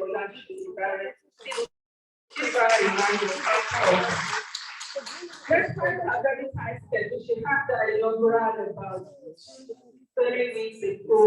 She was still able to coordinate the members of the planning committee well. Thank you very much. And the other members of the planning committee, in person of Dr. Udidi Mercy Ogole, Dr. Oluwatoyin Fashaye, Dr. Ajora Sapere, Dr. Olajumoke Alabi, Dr. Oluwamayowa Yadu, Dr. Abusat Chagun, and our dear MC, Dr. Patricia. I will thank you very, very much for all what you have done to put this together. And our dear Dr. Sapere and Mary Akinade, who manned the chat group. Thank you very much. We appreciate you. I want to thank the representative of the research institutes too. They are here in our midst. In fact, Dr. Laika Jayola came and heard before the program, and she helped us to do some things. Thank you very much, ma. Dr. Kemi Shokalu, thank you for coming and coordinating your people for this program. Dr. Adedotu Ankolayo, coordinator for NAGRA, Dr. Kemi Shokalu, coordinator for NICOT, Dr. Laika Jayola, coordinator for FREE, and our own Dr. Mrs. Adejumoke Banjo, the coordinator for FREE. Thank you very much for coming and for bringing your people, for all what you have been able to coordinate together. Thank you very much. I now hand over to the chairman of the LOC, in person of Professor Mumbo Adeola Shulibare. Thank you. Thank you very much. The first set of people I'd like to thank is all of us. Let's give all of us a round of applause. Because you have made this workshop a success. If you are not here, then of course it wouldn't be a program. So we thank you very much. And then before I would like to thank the speakers and every other person, I would like to invite the last speaker to come now to receive our award. She's still with us. She's very patient. And interestingly, she answered one of my mother's needs, Aduni. Here is Aduni. The day I knew is Aduni. The day I knew is Aduni, I can never go there because my mommy answered Aduni. Please, ma'am, please come and receive your award. Professor Ayo Grace, our coordinator, will do the presentation.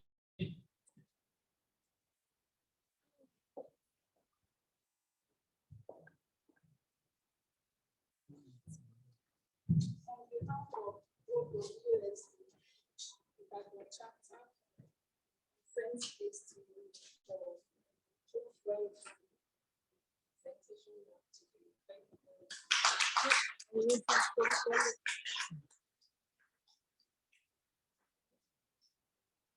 Thank you, ma'am. Having done that,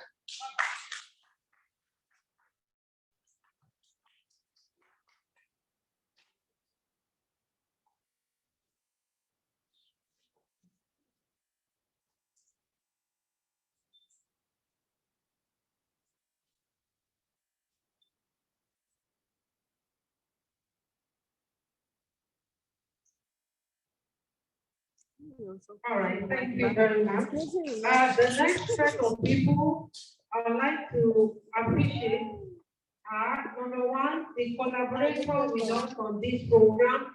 Yes, we organize this program as OWSD branch, but a foundation helped us a lot.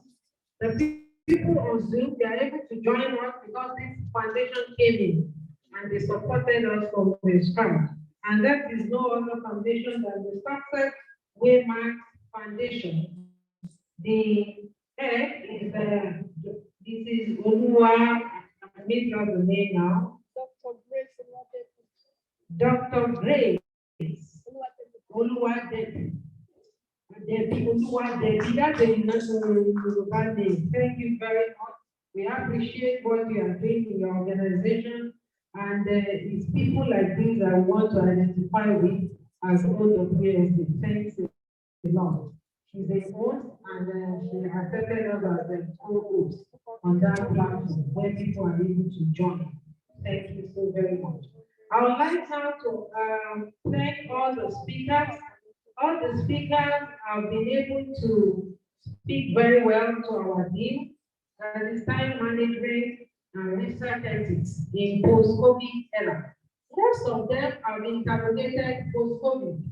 And when we were planning to, we were looking at it, are we a post-COVID or in-COVID or in between COVID? So we were speaking by faith and we will enter the post-COVID in Jesus' name. So thank you for doing justice. I would like to start appreciating from Professor Oyetunni Aruloku. Interestingly, I put here to pick one of what each of them said. Professor Aruloku said, it is not your activity that should drive you, but rather you should drive your activity. Please take that home. So we appreciate that very warmly. She has spoken to us as a researcher that we look up to the university. Thank you very much. And we have a presentation there. I don't know whether somebody can take it for her because that's what she said. She was in a hurry to go and do the AM. And you know, she's a time manager. So we like maybe the MC will come and collect it on our behalf. So please, our coordinator come, so she will stand in to receive it so that I'll be taking care of that we are presenting it to her. Professor Oyetunni S. Aruloku. So we are receiving it on our behalf. Let's give her a round of applause. The next person we would like to appreciate is Professor A.O. You don't find many men that are nurses. From the citation, I understand they have a degree in nursing, and the wife is also a nurse. But today is a professor of psychology and is an ethics man. So we thank him so very much for what he did for us today. And I know that he will be taking up some of our questions at the management level of this university and outside this. And now we'd like to appreciate our home professor Oyeronke Adoni. Now this woman is our own woman because she happens to be the immediate past director of research management office. And so when she is referring you to that office, she knows what she's doing. So I want us to give her a round of applause. You know, let me confess to you. When Professor Adejuku had taken research ethics, I was thinking in my mind, what will Madame come and say now? But now you see what Madame has said. She has gone inwardly. I had a question. Maybe I will see her privately for that. She said, food was very stable. You will do school run. I will go and ask her, how did you do all of this? And now we are at the zenith of your career. We are not only at that, we are looking up to you in the university as a woman of substance. Thank you very much. God bless you. We must forget to thank our own Dr. Fumilola Ajani. our coordinator. One day we were talking and we were saying that we will soon be 4 years in office. And this woman has taken all of us together, running programs. She will always ask you the next program. Imagine, I went to discuss this program and what of the program we have in December? I said, which December? Let's do this one. So that's the woman for you. I want us to give her a round of applause. We thank our clients and we want you to put us together. Thank you very much. And I will not forget to thank members of the planning committee. We had virtual meetings to put their resources, even people that are not here now, they are busy somewhere. I want to thank you so very much.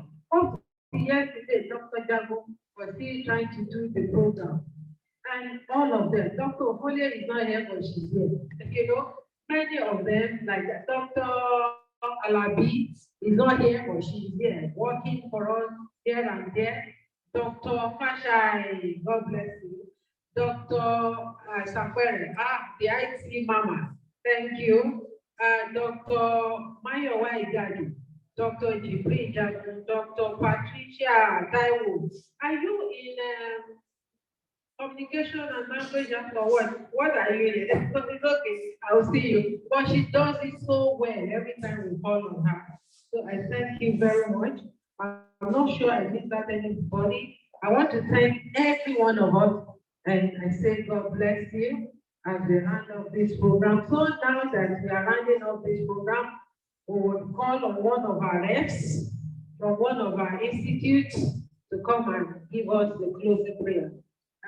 Dr. Jumoke Joe, please come and close us. Or is there any other thing? This is supposed to be one item, an announcement by the secretary. So after that, we will come and give us the closing. After that,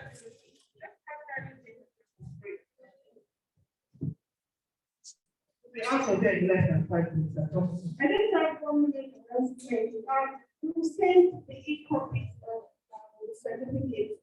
So we already have your email for the registration. I'm sure that you also sign when it comes. And for those online, we have access to the so it's very good. Right. Okay. So once you get to slide, you also forward it to. So we have your email. If you have everyone here that register, the registration link is still active.